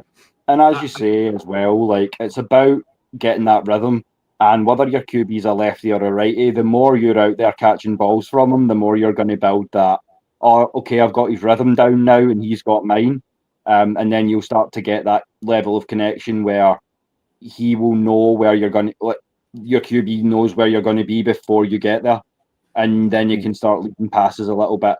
Although I'm a little bit concerned about his ability to lead passes, not men, because I know that Tory McElhaney did mention that there was a couple of overthrows. He was over-leading Drake a little bit. But again, that's. I'd rather that we were hearing about these mistakes now. This is why it's training camp. You know what I mean?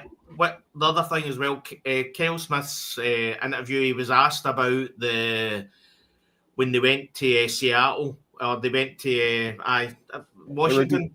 They went up to Washington to see Penix, and Kyle Smith said, this is a big thing now. Everybody's talking about this, us all flying to see." He said, "Well, what I would say is he says that it was really, really bad weather. He said it was really horizontal rain and windy. He says, and effectively it didn't cause him any issue at all. He says, and it was very, very impressive in that tryout. So, thanks, Southside Dracky. There you go, Cam. That's true. You've been there. Feels great. So you've been embraced by the family now. So as I say, you can expect to see a lot more of Cam. So go ahead and drop us some red and black down in the chat, because as I say, this is the grind. Maggie and I and Des are forever grinding, getting more panelists, more presenters, more special guests, because ultimately, as I say, none of this happens without you guys. So shout out to the fans, to every one of you sitting out there watching, listening, wherever you may be in the world. As I say, we just try to pull it together the best we can for you. But now that we've spoken about so much to do with our dirty birds, let's step to the left a little bit and look at something a little bit left field. I want to play the trade game with you. So I have two little tidbits of photos here. First off, saving $35.7 million, the Las Vegas Raiders have parted ways with defensive tackle Christian Wilkins. Also, in terms of trade board, you've seen this on Thursday. Kirk O'Chains, do we send this man to East Rutherford? So, how are you feeling? For me, when it comes to Wilkins, I think money's too tight to mention. so to speak. So I think unless he'd agree to play for 2 bags of Watsits and a curly whirly, Yeah. I don't think it's an option. But how do you feel? Let's play hypotheticals here. So what's the trade? Well, so trade Kirk to get Christian Wilkins. That's the no. I'm saying it was 2 separate questions. So what do you think about trading Kirk out to New York, and then do you think there's a scenario we can get Wilkins in?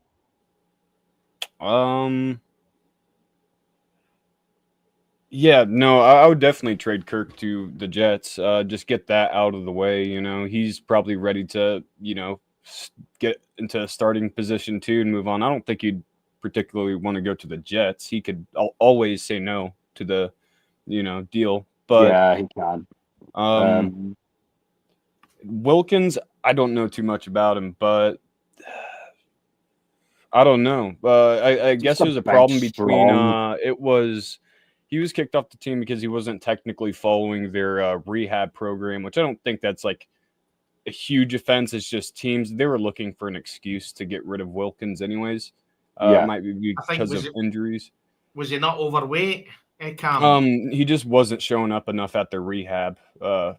They did the same thing to somebody else on another team last year. I can't remember, but Wiki says he arrived at camp he was ready to arrive at camp at 3:38. Sometimes it's because players have their own rehab people that they work with, and they're not coming to their rehab. I'm not really too sure on all the details.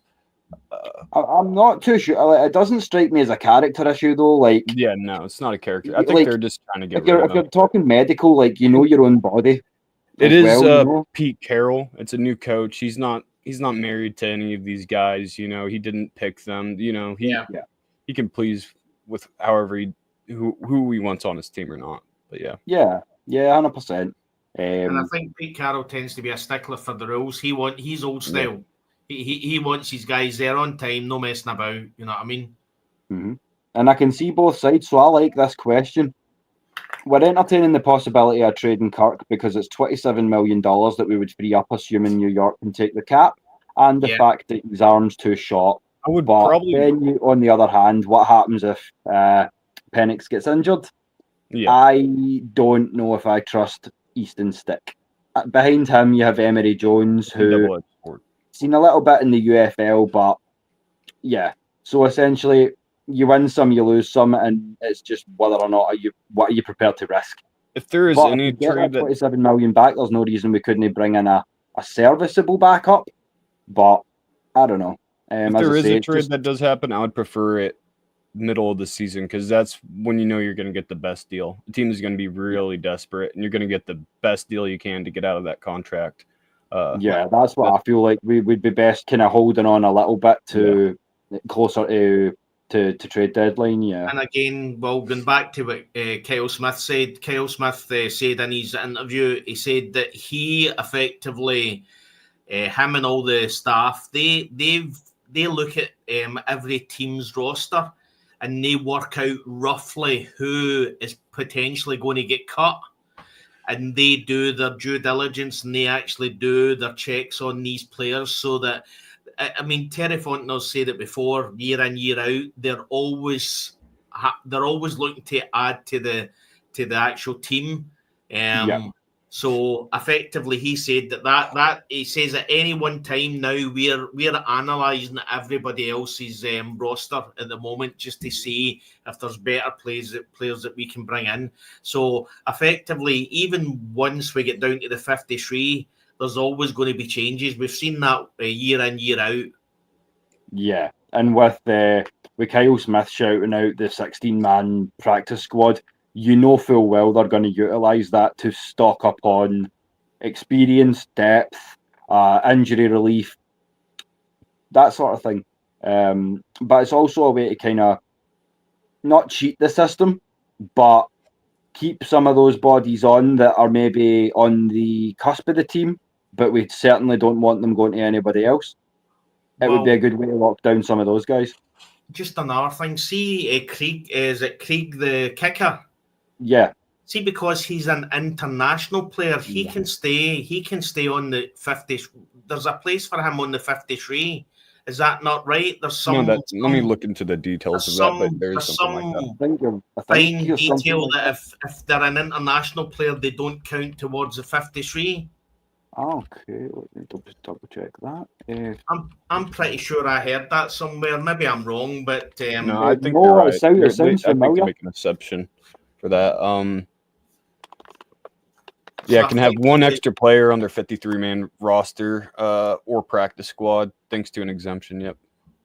Yeah, cool. So The effectively, international player pathway. Yeah.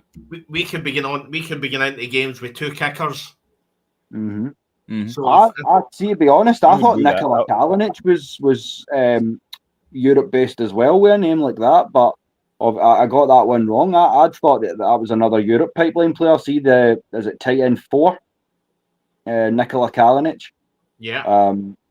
I thought he was an international player pipeline as well. Obviously, it's very unlikely that he makes the roster, knowing that we've got Pitts and Werner. So I don't think he's going to make the roster. And then you've got Joshua Simon as well, the kid for SC. So I don't think it's likely, to be honest. But yeah, but again, when you look at the way Koo struggled last year, it's good to know that you can actually have 2 kickers sitting at the sideline. Yeah, 100%. I don't know how it would work, whether he could actually come into the game or not. Mm-hmm. If he dresses, I think he can. Like if he declares, but I think only he should. I think there should be some sort of precedent for that. Pandemic's just saying there as well that if a great tackle's gone through Pete Carroll, then something's. So yeah, what I found on that, disagreements regarding his recovery from a foot injury and lack of a clear path to his return.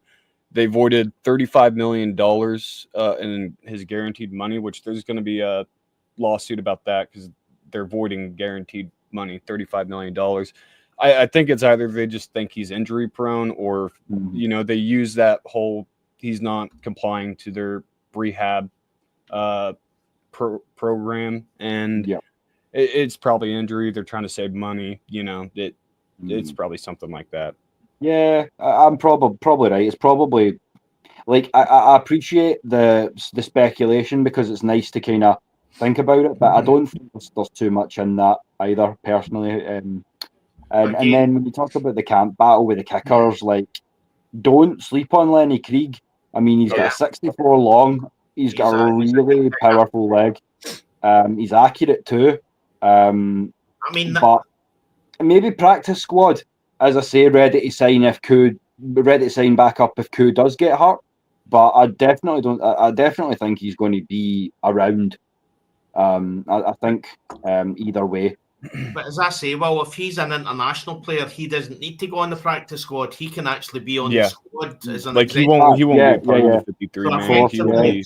But he will be a part of the 53-man roster without taking up space on the 53. On the practice squad, yes. Like 53 asterisks, he would be the... So he wouldn't be on the practice squad anyway. He would actually be in the squad. So they couldn't steal him, And again... Even better, then. I would use that. I'd say this is our international guy, and I would ride that. Yeah. And again, that's the benefit of somebody coming from an actual soccer background, because they tend to kick the ball a wee bit different, or the way they do it. They're used to kicking, obviously, a round ball, but there's apart from a snap, which is new to them, they know how to kick a ball. They know how, because effectively a football goes straight anyway, so... they'll always have their way how they know they're going to kick the ball, the way they kick the football, and it seems to work in the Football League of Europe. You know what I mean? Yeah. So, and the soccer kickers do tend to, generally speaking, have more success than the rugby style kickers. Just the difference in the game. Rugby, I don't know if you understand too much about rugby, Cam, if you've watched it, but your kicks can be from anywhere along the line. So say I score 10 yards outside of the post, my kick will be 10 yards outside of the post. So I think it means there's a lot more swingers. Are they actually trying to be accurate and hit like a okay, I was going to say like rugby, I'd imagine they're probably good at punting, just bombing balls, or something like that. Just trying to get in. The punts are a lot more powerful in rugby, but as for precision kicking, they more curl around the ball to get that that swing, because a rugby ball's slightly heavier than a football would be. So they get that swing. You'll see it affect the power. Like some of the rugby kickers, because they're more used to punting, they'll be more powerful kickers. But in terms of accuracy and still getting under and getting drive, I feel like the soccer kickers are definitely the way to go. Trying to get a picture there, but there's not really any. But no disrespect to the rugby kickers, as I say, it's different form, but they are. Some of those rugby guys are absolute beasts. I mean, all the cauliflower ears and everything as well. All the guys that have literally been mown and been battered that many times, their ear turns into a cauliflower. I mean, it's ridiculous. What wrestlers get over here. Or MMA fighters. It's like, I'm sorry if there's a guy they talk about people going up and picking fights with them, and I'm like, I'm sorry, if I go up to somebody and his ears look like that, that's the one guy in the bar I'm not going to ask outside. Hey man, because I know that he's been through it before. He doesn't protect his ears. You got to attack him in the ears. Yeah. Just make sure he doesn't hear me coming, and we'll be fine. And he probably won't. No, as I say. But yeah, as I say, just kind of putting out to more of the sort of around the league issues. So before we bring it back to the NFC South, we did see one thing in Green Bay. They've released their 1923 throwback uniforms, and wait till you guys get a load of this. Quite possibly the ugliest NFL uniforms I have ever seen. And I get that it's a throwback to a days when there were leather helmets, but it doesn't work for me. Like, if there's anyone in the chat that wants to come for us and tell me you actually like it, at least give us some justification why. Because personally, I think that's awful. I don't even get why trying to do that, like... Just ignore those days, all right? Just ignore it. I don't know why. The days when one man could play 6 positions. They play the Steelers in these uniforms, and the Steelers play in their throwback uniforms too, because that'll be one of the ugliest games ever. Yeah. I'm not watching that one. Yeah, I'm going to use a good Scottish word. That uniform is absolutely minging. Minging. Aye. Minging. Rotten. That is minging. And that means it's aye. If you eat something and it tastes, it's minging. It's minging. Yeah. I've seen that video of the kid with the calypso. He's like, this calypso is minging. He throws it. Yeah. That's it. Oh, I like legit. Not a pretty uniform at all. What I would say is, I just imagine.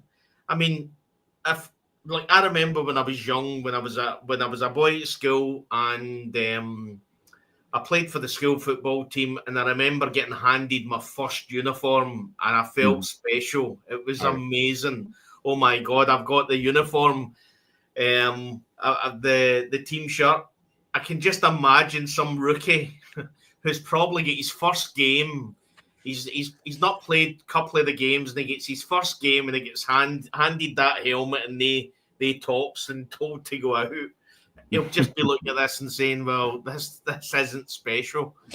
I mean, it's like the other thing as well. It's like a throwback to Chicago Bears a couple of years ago, because they had the blue and the yellow as well. So yeah, that's right. They did. Yeah, some of these throwbacks are they're getting worse. I feel. Yeah, I said 2 days ago, like, I'm thankful that the Falcons were made in '66, because there's so much great design in the '60s and '70s, that era of time, and the Falcons got an amazing throwback. Oh yeah, I agree. Like, there's no, we believe you, pandemic. It's a beautiful uniform. It's I think it's one of the best throwbacks in the league, personally. I mean, our red helmet, I think one of the guys on Falcoholic keeps on saying that we never ever lose. I think we're 5-2 when we use the red helmet. Mm-hmm. I just think it gives you special feelings when you see the red helmet. It's something to behold. You know what I mean? Yeah, definitely. Like the only thing I can liken that to is there's a Division 1, a Division 2, and a Premiership in UK American football. Every team I played for, my whole career was Div 1 Scotland. When I first went to EK and played for a British Premiership team, which is essentially one of the top 12 teams in Britain, and pulling on that red and black for the first time and going, now I feel like a baller. This is different. This is different. and as I say, like if you see my avatar, which you might have done, then you'll know it's getting that uni on, look good, the whole look good, feel good, play good thing. There's something to that. Exactly. Yeah, when I was a kid, you'd find me at 5 a.m. dressed up in all my football gear, and my game wasn't even till like 12 o'clock. Yeah, I'd be drinking coffee in the morning before the game. I don't know how I did that. Kids are like, they're concerned more with dressing up than the actual playing, and I'm like, no, it's not so much that, but like, look good, feel good, play good. As I say, like it's different. It's the whole different thing. But yeah, before we turn it to the Q&A, one thing I would like to kind of go back over. Let's talk about some of these scraps. So, as I call them, and found a nice little photo to support that point, who dat, blue dat. Yeah. They completely just, I don't know what they're doing at training camp with the scraps and things like that. Me and Mike have had this out a million times, and the way he puts it to me is, it's normal to fight in a contact sport. Handbags, we would call it in Scotland. Just a bit of handbags. That's all it is. But then you get Raheem Morris saying in his press conference today, bad teams fight. Yeah, exactly. And I can see both sides. Like, I can see being heated and tempers flaring and all that things, but I can also understand that you need to stay disciplined, because if you're drawing penalties, then you can walk when it comes to that sort of thing. So how do you guys feel, apart from obviously laughing our heads off because it's the Aints? Like, how do you feel in terms of the whole fire versus discipline argument? Where do you guys fall on that? I think for me, the whole franchise is just a mess from the top down. It's a mess. Mickey Loomis kicking the can down the road constantly. You know what I mean? Derek Carr effectively looking at this season. I don't care what you say. He could have. It happened to. It was too strange that effectively, just as the season starts, he then comes out and says that he's retiring because an injury that he could have got, or said that he needed more surgery on an injury that he could have dealt with probably at the end of last season, and he would have been fit for the end of this, for the start of this season. It just, everything shouts out that it's a bad franchise. It always has been a bad franchise, but they had decent enough players that they signed 6-7 years ago that were effectively getting them through it. But enough to mask it and sort of band-aid. They would say in the States, we'd say plaster. Plaster it up.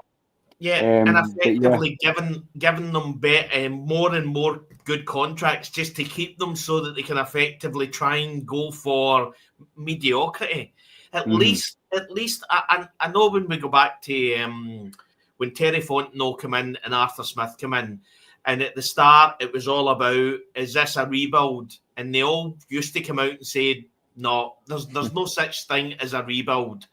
Now, we knew it was a rebuild, but they're not going to say that the players that they've brought in for that season are effectively just there for the season. Aye. That's not nice to do that. No, I agree with that. I also agree with what Corey's saying. That's a great point. Heat and discipline, the combination of the two, again, is what you strive for. Ray Lewis, funnily enough, I actually shared on X earlier on in the week. It was Adrian Peterson going against Ray Lewis, and it was exactly how I think the game should be played. Smack that guy as hard as you possibly can, and then help him up. And then love your brother. That's it. You know what I mean? Stand up. That's you know it. what I mean? It's all about the game. It's all about what we do now. But after the game's finished, we're brothers. You know what I mean? Yeah. I'll catch you at the bar afterwards. How about that? And that's the way it should be. But as I say, Kellen Moore, I don't think's the answer as well for Danes. I just so who's this guy? The aircraft carrier? Yeah, he's actually just an entire aircraft carrier. He's not a person. He's the aircraft carrier. Yeah. Well, in that case, what the fuck were you doing letting Trump's plane take off to land here so he can play golf? Listen. What Trump does for Scotland is beneficial, mate. You know what I mean? I know. I'm just playing silly buggers. Yeah. We are not. I literally sat and watched the video of him landing. You know what I mean? So I didn't even know he's over there. I don't. Yeah, even he's know what he does. Honestly, he's in Scotland. I mean, listen, Turnberry is a beautiful. I've actually been in Turnberry. It is an absolutely beautiful hotel. It's a beautiful golf course. I haven't played golf, but again, do you know what? See, from my point of view, see if the president of America wants to come to Scotland, I'm fine for it. I don't care about his politics. I don't care how he's thought about in America. He's coming to Scotland because his mother was Scottish, of Scottish descent from the Isle of Lewis. He's always championed the Scottish cause and everything like that. So I'm all for that. Whatever is happening in America and what your politics are, this is a Atlanta Falcons. Yeah, a politics free zone unless it's NFC South politics, of course. Absolutely. Those are the politics we like. But no, as we say, like when it pertains to presidents, here's a fun one for you. As you know, I'm also an avid historian, so out of 40, now 48, but 47 because Trump is now in his second term. So 47 presidents, 33 of those 47 have had Scots-Irish extraction. So that tells you everything you need to know. I almost feel like it was meant to be that the debut team for international was us Scots.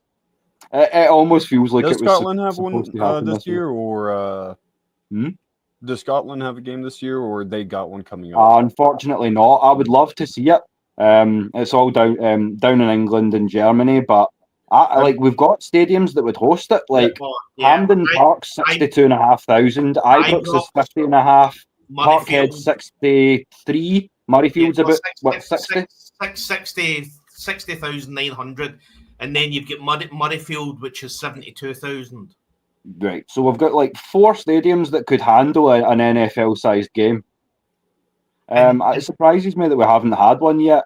And to be honest, I know it's not far for Americans, Cam, but for us to go from Glasgow or Edinburgh to London, I mean, it's an hour's flight for us, but it's still. Yeah, it's a lot more populated, so there's a lot more traffic and all that. You know, it's and just getting around to like driving 30 minutes through London is a lot different than probably driving 30 minutes through Atlanta. You know. Yeah. And then you add into the mix that that's 30 minutes that you have to be a Scotsman in London too. And London is the only place in the world where I wouldn't wear a kilt. I would, because they're literally, I know they're just they become morons. I'd wear a kilt in London. Many fine men have worn a kilt in London. Normally when we're invading. or being put to death. Sure. One of the two. We said we weren't getting political. I mean, but what I would say is going back to the like what you started. We're talking Braveheart movie. This is film talking or politics. I don't think anybody's still alive from the 14th century. You know what I mean? So I don't think we're going to. Some days I feel like it. In the grave. Some days I feel like it. Yeah. But as I say, pandemic saying as well, there's been consideration of teams expanding into Europe. And that brings me back to something we were talking about a couple of weeks ago, Des. Yeah, the European. Yeah, what's the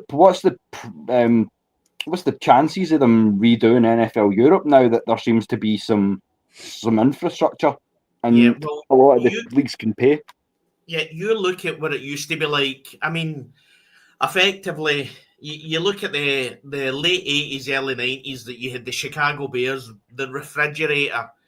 That got a wee bit of interest. Maybe you had American football games on Channel 4, maybe Crazy Times. Then Sky get involved, which is our main provider for American football. But if you look at, I mean, I think Germany's got 2 games. London's got 3 games. You know what I mean, that's 5 games. I think Spain get one, or Mexico has one, I think. Yeah, but I'm talking about Europe, I think is. I think Spain might have one. Yeah, so effectively we're getting to a point in it. What I would say is Madrid, I think. Madrid. The love for the game now in Europe is 100-fold on what it was when there was an NFL Europe team. Yeah, 100%. The way, again, I keep on saying, the way I look at it is in a couple of weeks' time, there's going to be 90 players down to 53. Now, you don't get invited into the Atlanta Falcons top 90 if you're not a good player. But the problem is 90% of these players will never ever see action in the NFL. Yeah. So why wouldn't you? And again, I would have it differently. What I would have is I would want to have, I would do a worldwide league, like an NFL International. Obviously, we're Atlanta Falcons International, Atlanta Falcons Nation International. Do an NFL International and have 32 teams around the world. That would be amazing. I think we could do that, and then effectively, each team would have a feeder squad. So if instead of having a practice squad, forget the practice squad. The practice squad disappears. You then have a 53-man NFL team in international. If you then have an injury, you've then got all your players who are playing week in, week out against other potential NFL players. Yeah. You then if you've got an injury, you then call them over. And then effectively the NFL international team would bring somebody in. Yeah, more akin to the baseball sort of major and minor sort of layout. Well, it's effectively like the way we used to have it in soccer over here. We had the reserve squad. Aye. You know what I mean? So effectively, it's like a reserve squad, but the reserve squad were playing week in and week out. They weren't just sitting on the bench. You know what I mean? The issue you've got with a practice squad is that most of these players are literally not seeing action. Yeah, they're waiting for somebody. If you want to see what European sports fans are all about, you will very, very soon. The World Cup's coming to the States and Atlanta's hosting some games, so just wait and you'll see what the European fans are like when it comes to sport. We're passionate. Very passionate. Ryan Nuzzel talked today in his interview about how important it was that he had been in the Falcons team for the 5 years, was brought in as an undrafted free agent, played with the same players, and effectively he's worked his way through. Now, effectively, Ryan Nuzzel is obviously he's learned as he's been playing with the players, but he's not been getting a lot of action. It's only recently he started to be getting a couple of snaps here, a couple of snaps there. Then there was injury. He get more snaps. He's the kind of guy that in an NFL international league, he would be playing week in, week out. You're then at a point where you've got effectively some of these coaches that you would consider to bring into the main coaching squad. You've got them over there, so again they're learning as well. You wouldn't get as much issue with time management and all that kind of stuff because they're doing it on a real stage. Yeah. You've got real fans, you've got real players. It's just effectively a smaller version of NFL. And I'm telling you 100%. now, it would be fantastic. Yeah. If Roger It would be Goodell, so great. if The, Roger Goodell is ever watching this, if he's thinking about retiring in the next 10 years, his legacy would be NFL International. Let's get a feeder They squad. would put a statue up of him if he did do that. 100%. I'm not a big And Roger you know Goodell what? fan, Some of but these- yeah, they The would. only Yeah, and thing- some of these guys, man, like I'm going to be a little bit biased here, but like some of these guys that are playing in the British League are sensational players. We had 2 wideouts ranked in the top 5 in all of Britain, Fraser and Struan, and to try and describe, like, it's all well and good to Americans where it's your national sport, but that's 2 guys in Britain who I would say would be well served by going to an NFL international tryout. There are guys on these teams, especially the 12 teams that make up the Prem. If you could field a team from British Premier players, you really well might have something. To be quite honest, and I know the same goes for Germany, Holland, Finland, Spain. I could go on. Italy, you know what I Italy, mean? yeah. There's Portugal, there's France, I mean, you It's look at crazy. Mexico, Brazil, they've got games. To Yeah. aircraft carrier, he asked expanding in Europe. Really, I don't know. That's just kind of been tossed up in the air. They're not really doing it right now. They're probably thinking of logistics of it. They're still working out the whole logistics of moving, all the gear and all that across the world and just getting that figured out. And I think they're just kind of getting comfortable with the idea of it might be like another decade before they actually start considering the idea of doing that. Once they start getting to more countries, more cities around Europe and all that, and getting the attention, because there is plenty of people who play football in Europe, they have teams and groups and all that do that. It just comes down to obviously money at the end of the day. A lot of that. How the almighty dollar. How are you gonna? Are they gonna make rosters bigger? If they're expanding the NFL, are they doing an extra division? I know you guys were kind of talking about like its own league kind of thing, separate from the NFL, but like I don't. Which they have tried that in Europe before. It's just such a I think it can be done at some point. The travel and logistics of it would be a nightmare, and again the levels, because I mean the last 2 seasons the Pirates have had American Div 3 colleges over, but that's college teams, Central College and Alma, and we lost 53-0 to Alma and 66-0 to Centre. So that's not why we play these games. That's what I'm just stating that for the fact that the guys that are coming out of Europe are used to playing on that level. Right. So, as I say, out with maybe a few outlying players, the quality's maybe not going to be as good coming in. There would have to be some serious investors into creating a new division and all that, just to be able to put the money down and compete with the teams in America too. Because there would need to be grassroots investment, Pee-wee teams, Pop Warner, primary school, go on all the way up.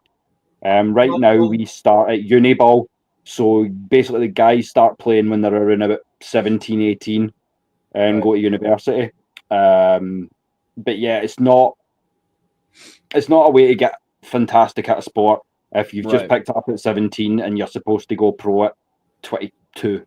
Well, you're a wee bit young for this, but I remember back in the 80s, the early 80s, that's how old I'm when America drew, I think the USA beat England at football, at soccer. And it was considered a big thing. For a long time in my life, the USA soccer team was considered a joke. They weren't very good. But as time went on and the actual states and the leagues evolved, they get better and better. Oh, yeah. what I would say is all we're looking to do is we're effectively looking to have like the have feeder clubs in parts of Europe that, or even just clubs. They don't even need to be connected with teams, but you're effectively in a position where you can call out any of the players at any time. You're going to have, maybe if you get 10 teams, that's 530 players that you can call out at any one time.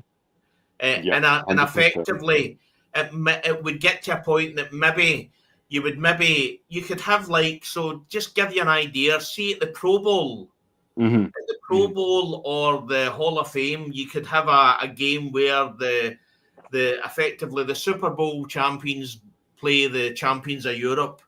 Now, now I guarantee for the first long X amount of years, it's going to be a rollover. Mm-hmm.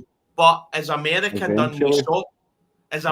done with soccer, we could do with and I'm confident it can be done. It's just like, if there could be a league in Europe tomorrow, I would have it. But then I'm just like, remind myself of like, it's gonna take some time. Pam, I guarantee you, see if the NFL went to Sky Sports and says to them that we're actually looking at doing a European league, would you back us? I guarantee Sky Sports UK, Sky Sports in Italy, I guarantee you there would be a lot of buzz around that kind of league. So definitely. I think it can be done. Yeah, for sure. I think the aircraft carrier, the Super Bowl high. Well, listen. Well, that's what we are saying. But look at us. We shouldn't be on the field with Alma or centre, but we do it because it's about growing the fucking sport. The NFL, you would think that any Super Bowl champion would be happy to play the champions of Europe to grow the game. I remember they'd be making history. Honestly, it's like as I say to the aircraft carrier, I remember when the USA soccer team was a joke, and a couple of World Cups ago they got to the semi-final. Mm-hmm. You know what I mean? They're not a joke now. They're considered one of the best international teams in the world. They're top 10 anyway. It would honestly be such a wasted opportunity if football just only stayed in America. Like, if you looked in the history books 100 years later or 500 years later, whenever, if we're even around then, but like, you know, it would be such a shame if football just didn't get the chance to go globally like most sports have that chance. Because it's the perfect amalgam of a physical contact sport with a mental like chess game almost. Mm-hmm. It's so taxing in both physically and mentally. There's no sport quite like it. Answer me a question. What would you, if you're Atlanta, what would you rather do? Fly to London, or fly to Madrid, or fly to Paris, or fly to Seattle? Yeah. Mm-hmm. I mean, it makes no difference. Yeah. I mean, the flight's as long either way. Mm-hmm. And that's the beauty of Europe, yeah. The only difference is the time difference. Yeah. Yeah. That's the only thing. Some of the scheduling with American networks. NFL had the NFL Europa, which was NFL Europe. There was a World League for a time. I don't know about the XFL though. Correct me if I'm wrong, guys. No, I don't think the XFL or what was the one before that? The UFL. No, the new one's the UFL. The XFL originally was Vince McMahon's creation, and the first iteration was dead on arrival. He did not really think about it. Yeah, I know Japan has a league too, where like companies are the owners of the football team. Like Samsung, they have like a football team or any of that kind of stuff. It's like business, like it's like very weird, but I like to see that. And Korea's again, you look at baseball. So effectively, the guy that's considered the best player in baseball is Japanese. Mm-hmm. I mean, Shohei Ohtani. You know what I mean? Mm-hmm. So. Yeah. Effectively, people would have laughed you out the room if you'd have said 20 odd years ago that the there's going to come a time when a Japanese baseball player is the best baseball player in the league. Yeah. And just while we're kind of free-forming a little bit, what I'm going to do, it's been a bit later on in the show than what we wanted, but Des, if you can do me one favour and drop the stream, it means if anyone wants to come on board, join the panel, you can do. As I say, we're just really kind of tying stuff up for the night. We do also have a plug to make because you can still head to O'Reilly's in the east side. So we'll put that ticker across. So O'Reilly's Sports Bar, Indicator, where everything's greater. The guys are already there. So they're in a booth area at the back if you're looking. Ms Maggie T and the guys are there. AFN's represent with a red and black meet and greet. So it's free until 10 o'clock. You don't need to make a donation to enter.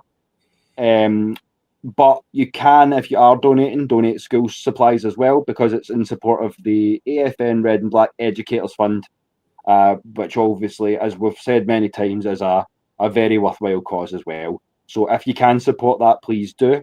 And as I say, the details are here as well. You've seen the posters. Maggie's been putting them online as well, but they're up the top. Just bear with me a wee sec. Yeah, I'm struggling to find that, mate, to be honest. No, it's all right, but so we've got, there we go, the voice of the fans and the red and black meet and greet. So they'll be having a few tipples, a few adult beverages pretty soon, and talking some birds with y'all. But yeah, so if you want to come on, feel free. I'm just getting the link just now, and I'll drop that for you. Now, we obviously know it's been a busy day in Atlanta, so obviously we all got the messages and everything. We are quite a lot of the Atlanta Falcons nation being at the camp training. So I'm looking out into rainy Scotland, and all I can see is I'm not sure who it was, but he was talking about, all I could hear him. Somebody was lost, and all I heard him saying, I have to walk towards the palm trees. And I'm like, I'm looking out at the rain, and I'm going, palm trees. Palm trees. That was when I said to you, I don't think this calls for us, mate. No, different world. Different world. You lost us at palm trees.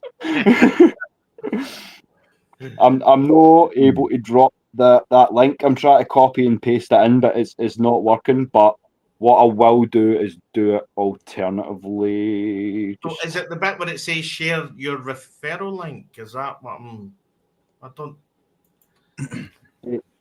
Even copy and paste the URL, because that'll be it, and pop that down in the chat. What, the StreamYard one? Yeah. Yeah. TYTB. There you go. Thank you very much. There you go. So there you go, guys. So if you want to jump on, that's where to do it. We'd be happy to have you help us finish out the night. But as I say, we've kind of, from what I can see looking down the topics we had planned. We knew it was going to be a long one, mate. You did say that. No, that's what I say. I didn't mind dropping it and making it a wee bit longer. So what we'll start on then, just as a way to kind of close it out, now that we've spoken about the training camp meet and greet, I'll keep the ticker in place, but let's talk a little bit about ongoing hopes, visions for the season, things of that nature. So what do you expect from this offense, this team in 2025? Cam, we'll let you go first. Hopes, well, I'm hoping that Michael Penix is the guy. He seems to have it. Hope the system he's gotten adjusted well enough in the time that he's had with the off season, and I'm really looking forward to the fact that he's. I'm looking forward to when they get pads on finally. And I can't wait. Yeah. So then that'll tell us a lot more. That's what even Olberg said. I can't wait for pads, But it's different. You find out how good a shape people are actually in. Oh yeah. When they start coming together. But yeah, as I say, like expand the X League too, include women's leagues. Whatever we've got to do, we are just concerned about growing the sport that we love. So any way that we can think to do that, as long as the money's adding up, you know, that would be great to see. Because I've thought in the past about getting into sort of the UFL sort of side of things. If I can find a team to rep. And that way we've got Spring League football as well. If it's not, and again with Britball, the season runs April to August, so it's off season for the US. So I just want to talk football all year round. That's my thing. So absolutely. But yeah, the offensive line, I want to see how they gel together. You know, Newsel did play a lot of games the past 2 years and the past year with Michael Penix, so I have a good confidence in that. Wide receiver room, we'll figure out what's going on with Mooney and everything here in the coming weeks. But I'm still confident in that no matter what. We got great talent, running back room. Don't even got to think about it. So great. Defense, let's see what happens there. I'm ready to see some sacks or just pressure in general. Like that's going to help picks, plenty of picks. I want that. But no, for the 53-man roster, I'm wondering what's the plan with Troy Anderson, because it seems like we already knew he wasn't going to be healthy. That's why we got Divine, or not even that there's a chance. We were just kind of – so I'm wondering if we're going to use a roster spot on the 53 for Troy, or I'm not really sure what we're going to do there. I have questions there, but – yeah, that would be my biggest question too. Would be Troy. Shout out to the Dolphins. You're looking good this year, but again, as you say, I think you're just you need a QB. I think you need a QB and one that can stay healthy, and then the Dolphins are going to be a threat. But yeah, when it comes to, I think on that, well, I think Tua needs to kind of learn football again, because some of the things he does after having quite a few concussions, it just seems to not think. I mean, you've seen him, instead of sliding down, he dives in. I struggle to watch Dolphin games because I just don't want to see anything happen to that man. You know what I mean? Saying that though, there's a way of sliding, because I'm going to single out an incident. I don't know if you guys seen it last season between Trevor Lawrence and Aziz Al-Shire. Right. Okay. Trevor's ran out wide, took it out left. He's running. He's slid and he's come in and basically forearm slithered him in the face. This is what the risk you run when you're sliding like this. Obviously, how do you slide safely? I mean, it's definitely the onus is on Shire. He followed in with the forearm. He didn't have to do that and rode up. Wasn't it? Oh yeah, he was ejected and I think fined. You slide like Mac Jones and you try to kick someone in the balls with your cleats, I guess, or something. You know. Well, I guess so. But then again, Trevor's all legs, so how's he supposed to slide? They're going to get in the way. The big pins he is, 6'6.5". So the legs get trapped under you, I guess. Well, you can do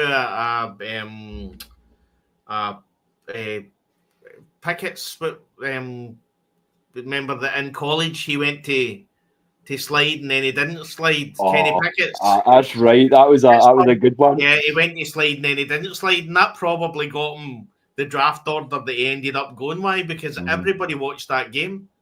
Yeah, that or the Lions one we've seen in quarterback. I'm going to pretend to fall. If you actually fall and I pretend to fall, they're going to bite. And they did. And the Lions ended up scoring a touchdown off it because Goff stayed up and just threw it. To answer aircraft carrier's question, what we're going to do with Kirk Cousins, we're prepared to eat it. We're prepared just to eat it. But there might be a chance of a mid-season trade. It'd be a miracle if all 32 starting quarterbacks, didn't go down through the season. But something's going to happen. There's going to be talks. Kirk Cousins can always say no to a trade. But he does seem like he wants to start, so it all depends on the location. But the Falcons, and if you're a fan, you just got to be prepared to eat that contract. There's really nothing you can do unless there is an agreement on a trade mid-season, and probably when you get the best value too is when you want to do that. You're probably right, Cam. And we've got another special guest up Howdy, man. with us in the building. How you doing, Manuel? Thanks for coming on, brother. How you doing tonight? I'm sorry, I didn't even get into the show. Oh, you're all good, man. No, that's okay. How are you You're doing? very welcome, bro. Glad How are you? on. Yeah, doing good. All Doing good. Good. Now over there, is it nighttime now? Or is it It's 10 to 11. 10 at to night, 11. yeah. Yeah, so Okay, it's okay. nighttime, yeah. I know I made a response in there and I was like top of the morning or top of the evening, something I said over. I didn't know exactly what your time was, and I didn't bother to even look it up. I'm Yeah, kind of so out of We're 5 hours ahead of Eastern. Bedtime for us, just about, yeah. Yeah, we'll get finished up here, have a bite to eat, and then probably. There you go. There you Can go. we see a smoke on stream? Say it one more time? Say it. I didn't say it again. No, I'm just saying after this, it's getting a little bit late here, so after the show, we'll probably get a bite to eat. Can we see a smoke on stream? And then probably head to bed. Yeah, exactly. Yeah, you're gonna have trouble understanding them. It happens. The boys from the AFN have already promised. The first two things I'm being handed when I touch down in the A is a blunt in my left hand and a do-rag in my right. I've been warned. I'm with you.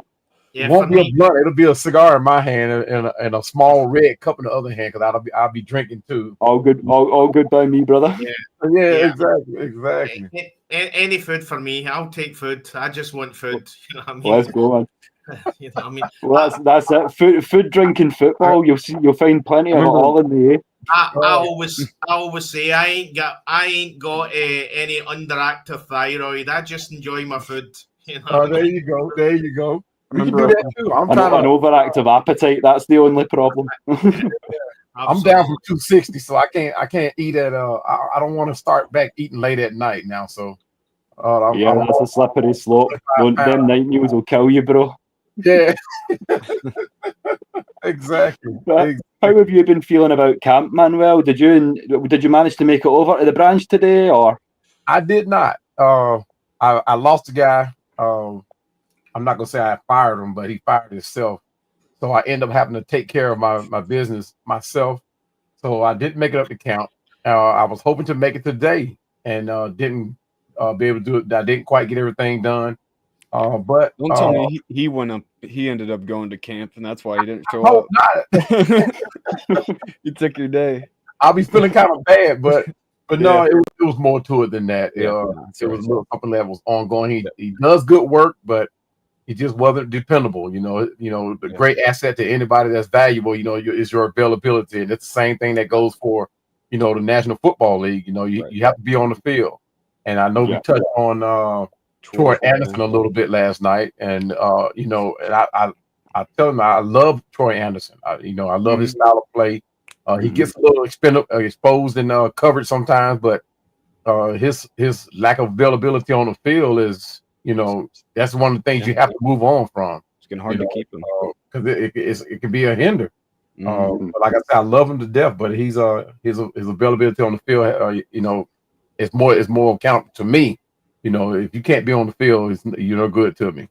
But as far as camp, man, cost and effect as well. Like, how much money am I going to be paying you versus how much money are you going to be bringing in for all of us? Exactly. Sort of thing. Exactly. But as far as camp goes, man, I was actually optimistic, very optimistic, until yesterday. Actually looking forward to it, and it's not really it's you always say next man up, right? But when you take a hit like a Darnell Mooney to your squad, if anybody does not feel bad about it, and take a hit to your enthusiasm, you didn't watch the season last year. Because to me personally, if I had to choose one player on that team, and this is no knock to Drake London, Penix, Bjan, but if I had to give one person all the accolades from last season, it would be Darnell Mooney. That guy was he showed up out of nowhere for me. It was just his first season. I'm just seeing this guy pop up on my screen all the time, and I just couldn't stop hearing about him. Exactly. I've seen him play on and off at a high level with Chicago, but by the time we were looking at him, I thought he was basically a glorified return guy. Oh yeah, he proved me wrong. Mm-hmm. He really proved me wrong. But here's one I'd quite like to field with you boys. I think Kyle Pitts is a fraud and a bust. As Falcons fans, is my assessment wrong? Now, I would say consistency. As a receiver, if you can't have a QB, the same QB who you can trust, as we said earlier, find the rhythm with, then you're going to struggle. You notice his rookie year, he had 1,000 yards, but during his rookie season, who was the QB? Matt Ryan. And since, he's not had any consistency, and he's never had those numbers. But now with Michael Penix taking them out, running the dunes, taking them out to eat or whatever's going on, building that camaraderie, I think you might be speaking a little bit prematurely there, Mr. Carrier. We had this conversation on Thursday, mate. You had said consistency, and I had said consistency at quarterback. Right. You know what I mean? Effectively, the guys had Matt Ryan, Marcus Mariota, Taylor Heineke, Desmond Ridder. Kirk Cousins last year. You know what I mean? I've always said, take away see that number 4 that's round his neck. Take it away. You know what I mean? I've always said Kyle Pitts was never drafted at number 4 to be a tight end. Right. He was drafted to be a wide receiver. Absolutely. That's why he was drafted. So effectively, when you see that he's in camp training with the wide receivers, at some point, Zach Robinson has kind of worked out that, do you know what? We're just going to effectively make him what we believe he is. He's a wide receiver. Right. And you hear Penix Jr. talking about how they're golf buddies and how they've been connecting and after the season ended and everything. And obviously what he said in the press conference, you see I got KP the ball, well, that's going to happen a lot. I mean, Kyle Pitts came out and said he doesn't listen to the rat poison, but between him and Michael Penix Jr., the conversation's been had about what's been said about him. See, even just as a good tight end, take away the number 4 pick, he's a good tight end. He's a decent tight end. But with Penix this year, this could be. And the one thing I hate seeing this. Will Kyle Pitts have his first breakout season? Right. He had his first breakout. And his first season. The question should really be, will he regain that form? I see what you're saying. And please, and as I say, Aircraft Carrier, you don't have to apologise. You don't have to apologise. You'll get no argument for us. Desmond Ridder was trash. Yeah, very true. He's very much trash. So all I can say to that is that I hope the Bengals better hope Joey B stays healthy. Yeah, again, Manuel, we had an Aints fan on talking all about Tyler Shocker. You know what I mean? So the only rookie with grey hair. You know what I mean? So and I said we want to make him bald by year 3. We've already been there with Desmond Ridder. We heard that all. He played 50-odd games in college. Right. He took Cincinnati to the semi-finals of the national championship. You know what I mean? Everything that they're hearing now about Tyler Shocker. You know what I mean? So effectively, we know what the end goal is. We know what the ending of this all is going to happen. A third round quarterback is a third round quarterback for was it third round or was it second round? It was second round, I think. Well, it was second round, but it was late second round, wasn't it? Yeah. So he's a second round quarterback for a reason. You know what I mean? I mean, the actual statistics of a first round quarterback being successful is low enough without getting into second and third round. You know what I mean? Yeah, second 100%. Round, 40th overall. Yeah. Now the thing about Ridder, and Well, yeah, he was trash. I'm not even going to sugarcoat. Thank God the one game, the first Atlanta Falcons game I went to was a Houston game where there's that Bjan behind the back catch. I'm lucky for that. The thing about Ritter, and I think if he had stayed in his lane and learned the NFL, as opposed, because he came in real confident, very too confident. Yeah, he never did settle down because he came in with the notion that he wasn't going to leave until he got a championship. And the thing is, if he had taken a back seat and actually learn, as opposed to trying to put the Falcons on his shoulder. I don't know if he knew where this team was actually at. Yeah, right. That's what he should have done. I thought he was going to try to win like he was winning over in. Look who it is, and he does. I know he's back. Yeah, we were just talking about trolls. Yeah, but I think with him getting the notoriety he was getting because he was an Atlanta Falcons quarterback, he took that and ran with it. Like, look at his career in Cincinnati, like how Cincinnati treated him. Well, yeah, good for him. He got signed before Trey Hendrickson and Shamar Stewart, but but that's actually a need position for Cincinnati. It was not going to be a money loss for them if they wait. It's not like somebody was going to come back and snag them from them. But Trey Hendrickson is a different ball game. That's a different monster in itself. The one thing about Joe Burrow, you know that he's not going to he's not going to be on any boats anytime soon. When he, you know what I mean? That guy's terrified of boats. He just does not like boats. Right. That and I think they're going to have to go bargain basement shopping, to be honest, because see if you count Burrow, T. Higgins, and Jamar Chase's contracts alone, doesn't really leave them a lot of just the two wide receiver contracts are $244 million between them. 109 for 109 for T and 133 for Jamar. So just some insane money. And so we're within about after next season, we're going to be in the same boat. The Finns and Patriots fans are fighting in the comments. I mean, we're going to spend some money week after the year after next. We're going to be spending some money, whether it be with Bjan, Drake, Algier. It's going to be tough for us to hang on to Algier. When those players come calling for money, we're going to be in the same boat. We can talk about these other teams with their financial situation, but we're going to be in the same boat if we want to retain these players, man. Because it's going to be real tough in some cases too.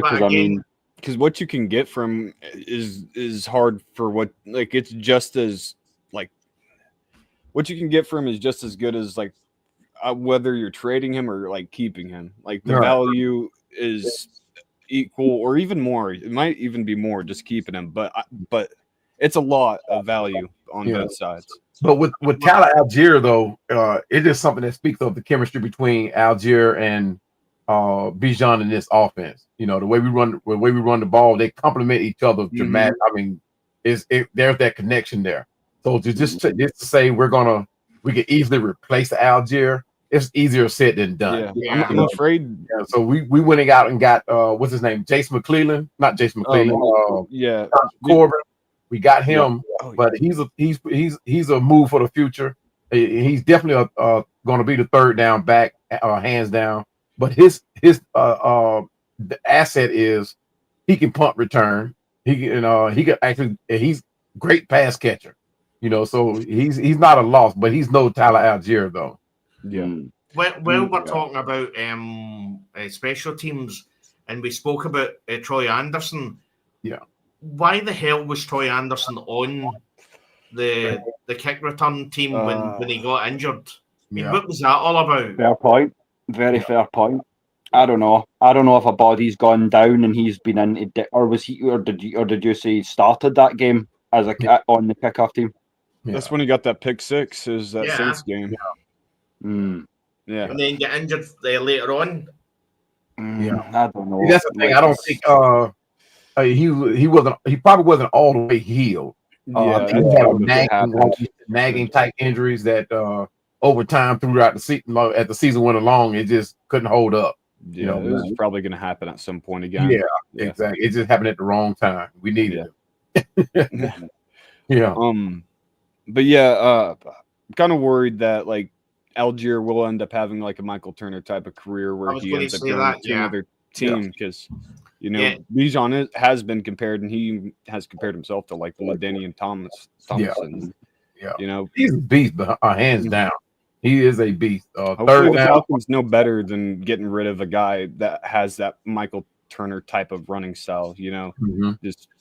Hopefully they learned from that.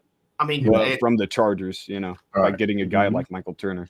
Taylor Algier is probably the last, and I would say in 15, minimum 15 teams, he's RB1. You know what I mean? So, but what I would say is you need to be at a point, and I think Raheem Morris has mentioned this. You need to be at a point where you have to save Bjan from Bjan. You know what I mean? You have to be at a point where you think about this guy's long-term sustainability in this league, right? And you need to have somebody that you can rely on, like Taylor Algier, that's next to him. Probably from my point of view, I think this is the last season for Taylor Algier. I don't think it's a case that Atlanta don't want to pay him. I just think there'll be so many teams out there that are prepared to pay him more. Right. And I just think they're just going to price him right out of Atlanta's hands. I think that's incredibly fair because I feel like he brings enough of a skill set to where teams are going to want to pay him starting money. Right. He's going to command a premium based on his skill set. But as I say, only time will tell, I guess. But as I say, you can't say no to like almost any price to paying him like Bjan. Right. Yeah, it's just he's a different person. Like he's going to be a Hall of Famer. I already know it. There's just no doubt in my mind. One thing I like about him, he knows his role. He could very well be out there, scouting for more money on another team or whatever. But he knows his role with the Falcons. He knows he's the backup to Bjan. He knows who the superstar is, but he's willing to do his part. And I was surprised to find out that he does not get paid that much. It's he makes less than one of the undrafted free agents make more than he does. Actually, 3 of them does. And as of yesterday, what's his name? The DJ Chark, the new receiver, he makes more than Bjan. So again, effectively, what's going to happen is his first year contract with the new contract will be more than what he's been paid in the last 5 or last 4 years. Exactly. But that's down to the fact he was Manuel. He was a 5th round pick, so that was the issue. Yeah. Exactly. Ding round 2, seconds out. How you doing, Louis? Welcome back on, my friend. How's it going? Just got off work. Good to see you on, brother. No, we're good. Just we have to work. We're just chin wagging about I mean? Yeah, man. We just chin wagging about the training camp. You're all good. As I say, we were missing your banter until the Aints fans started, because normally we're having a spar with you. Yeah. Yeah. So our second round pick wasn't there. He wasn't even wide receiver 6. Jalen Polk.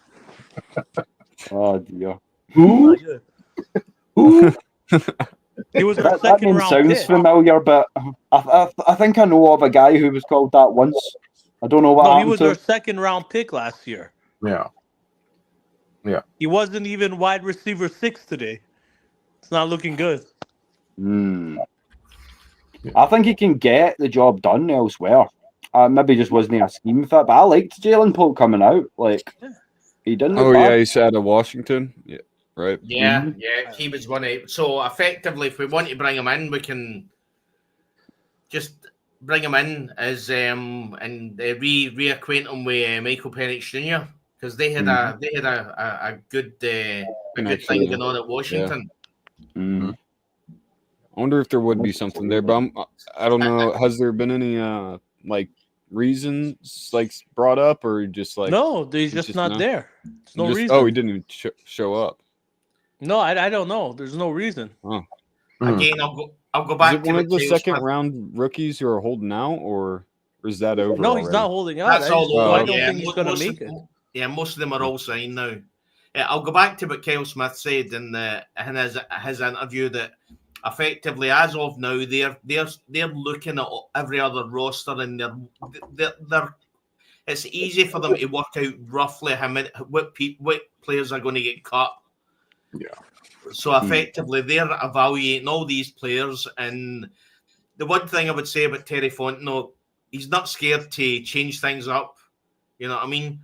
If a player comes on the horizon that he thinks is better than the player that we've got already, you see it cut and then signed. You know what I mean? He's not scared to mix things up. So if I'm Michael Penix Jr., I'm effectively having a chat with Terry and saying, "Listen, get this guy in." I had a few years at Washington with him. We done well together, and I think we can redo that. Maybe all this guy needs is a decent quarterback to throw him the ball. Yeah, and this is the thing. Like I've said that a million times. Like that continuity from college to pro does mean a lot. Look at Trevor Lawrence as well. What can we do to make your transition to the pros easier? Get me my running back. Yeah. Now I wonder if Polk is he in camp or is he not even in the building? Have you guys released your jerseys, your rival jerseys yet? So he's missed the third straight training camp practice on Friday. So he's not there at all. Yeah. Yeah, I'm reading a thing about them asking Mike Vrabel about it. Yeah, that's different, and that's I forgot I forgot your quarterback's name. What is it? Drake May. I wonder if that's one of because like they're trying to get this chemistry with Drake May, right? And he's a great quarterback, but he found himself running a lot last season, and so I wondered if, and I thought that was the problem with Polk. You know, he might not have fit the scheme. He might have been in camp, but they weren't using him. But the fact that he's not there in the building at all, that's saying something different. Yeah. So I don't know. They didn't even release him as wide receiver 6. Yeah. See, if you're not there, you might as well. Yeah, you might as well be put at 6. Yeah. I don't know. That's something that's different there. Yeah, I'm not sure what. I figure if you're second, third, fourth round pick, you want to be in the building at least. You have more of an opportunity to, should make a name for yourself. But 100%. It's like I know I would come in with a fire lit under me, and the ultimate example of that is it's okay. I'm sure another team will take him. The GOAT man was 199. At least play on the special teams and try to make a name, try to seal a spot at least that way first. But the fact that he's not even in the building, I wonder if it's one of those things where the organization is not big on his attitude either. So I don't know. On Polk, ESPN's Mike Reese revealed that Polk passed his initial physical, but then he later started experiencing some minor muscle tightness that has reportedly led to the team taking a more cautious approach with him. Probably not asking him to show up, But again, Vrabel said about it's hurting his chances because they need to be taking reps. I think they'll give him a chance. It's his second year. I think they'll give him one more year. Yeah. I mean, he's only 23. He's our second round pick. I think he deserves one more year. You've spent enough on him to warrant that. I feel like his skill set's pretty. It translates well to the next level as well. So I feel like just give him time and let him get over these knocks. But I agree. I think you'll give him another. Not year. The same position, but I would say kind of similar situation. Kyle Williams looks better than them. He looks better. Who was it that was across from AJ Terrell a couple of years ago? He came from the Lions. How did I forget his name? Louis, I got you. See, there's two teams. No. He came from the Lions, but you played. It's so many people. AJ Terrell. They were both drafted in the same round. No, he was drafted higher than AJ. Oh, I can't remember his name. Yeah, I can't believe I loved him too when he was on the team. I don't know why I forgot his name. He wore 0, I think, or 1 a couple of years ago. So, are your rival jerseys out? Rival jerseys. Yeah. That's probably just our throwbacks. I don't know. We don't really. No, the rivalry week. Some teams are making new jerseys. We have 2 rivalry weeks every year. It's the Saints. That's just normal for us. We don't really like. We ain't playing that game. Nah. We know who is our rival. We don't have to. No, we don't do anything with Are you talking about Jeff Okudah? Jeff Okudah, he was a very high pick, and the Lions had him for a couple of years, and then the Falcons picked him up, and I don't even think he's at Houston anymore. He played for Houston. I've not seen him in a minute, to be honest. I think it was released. Jeff Okudah. Let me just see. Tough situation, So it's saying he's with the Vikings. So let me have a wee look. He's with the Minnesota Vikings. Oh, that makes sense. Right? Went to the Houston Texans and then went to the Vikings. So he's I think he's just signed with so March 18th. Okudah signed a 1-year contract with Minnesota Vikings. And I mean, he's got time. He's only 26. Yeah. Well, Okudah still got a lot of time. Yeah. I mean, he didn't really show much in Atlanta, to be honest. No, there's nothing really to take away from that. You guys aren't getting your jerseys. Yeah, nice. They're not getting them this year. We weren't wearing them anyway. We were expecting new jerseys this year because we could bring out a new jersey this year. I don't know why they didn't. Hopefully next. They probably won't next wait. year. I think they said 2028. Maybe I think I read that wrong. Why wouldn't you bring out a new jersey in the 60th anniversary of the franchise? Yeah. From what it says completely here, missed. I mean, there is no deadline though. There is no deadline, so they could do it right before the season starts. So no, they're saying 2028 or something for you guys. Our thing is already the year we're going to go to the Super Bowl. Oh, okay, I forgot. Well, if you want to see it, drop some red and blacks in the chat because I've actually sat and designed a concept uni for the 60th anniversary. If you want to take a look at that, so if you want, let me know and I can drop it in the next show or something. Yeah, okay. Absolutely. But I can see you guys doing something black and red.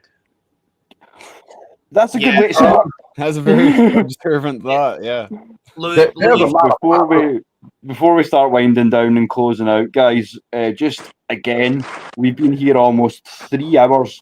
It's been a long one tonight, but the amount of respect and love that we've been shown by the A. You guys have been out there slogging since 6 o'clock this morning, and you still want to hear us talk now at 11:15 at night.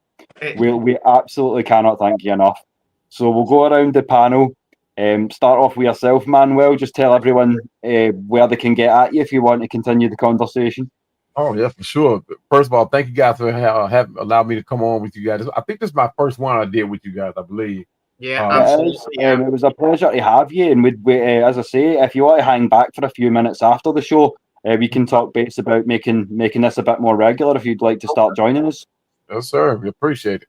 But yeah, I can be found. Like you said, my name is Manuel. I'm a Atlanta Falcons Fandemic. I can be found on YouTube, Twitter, Instagram, Facebook. I do mostly Falcons content, not normally podcasting. However, I just surpassed the actually 600 subscriber count now. So things are looking up, making that way to 1,000. I think this season I will be podcasting though. This season is it's going to be electric. I can't miss this season. You're 60. You've got to. That's what I said to the boys. It's kind of we couldn't have picked a better season to kind of launch all this and kind of take it international because obviously Maggie's had the channel for a while now, and we've been touching base, and I've been guesting on some of Maggie's stuff and Mad Mike's stuff over the years, and it's just kind of went from there. But time to get our own team in place. As we said earlier on, Manuel, this season just feels different. It does. I mean, 5,000 fans were not going to training camp when Desmond Ridder or Kirk Cousins was the quarterback. Yes, you know what I mean. So I've been a fan. I've been a fan since 1978. So I have never seen this team built to this caliber. It has even when we had the Grits Blitz. This team has never been built across the board like this. There's just something that feels different about this team, something that feels different about the quarterback position, running back position. And we've had great running backs. So it's just something that, like you said, that feels different about this team. But guys, look forward for more content because I will be trying to go twice a week. if not definitely once a week, because it's a lot of information that's happening out there that we need to stay abreast on. And I would try my best, to come on every week. We are at the moment we are doing 3 a week, so we've got Wednesday, Thursday, and Saturday. And as an Atlantean would see it, that would be 3:30 to 5:30 roughly Eastern Standard. So you're more than welcome to, as I say, jump on with us whenever you're free. As I say, we'll keep the socials and things coming. So Cam, let the fans know where they're getting at you, brother. You can. I don't know. I haven't really got a channel or anything going. I'm not making really content. I just kind of hopped up on here as a new co-host, and well, in that case, we're glad to have you. As I say, this is all about just growing the brand and showing a little love back to the States for giving us the sport that we love so much. And Des, they'll be used to your dulcet tones by now, but let them know where they can get at you, brother.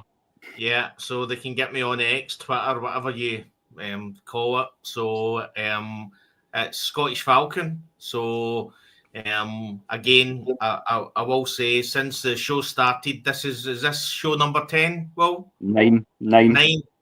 So we're nearly in double figures. So since the show started a few weeks ago, the positive remarks and messages I've got from everyone on the X, it's been fantastic. So follow me.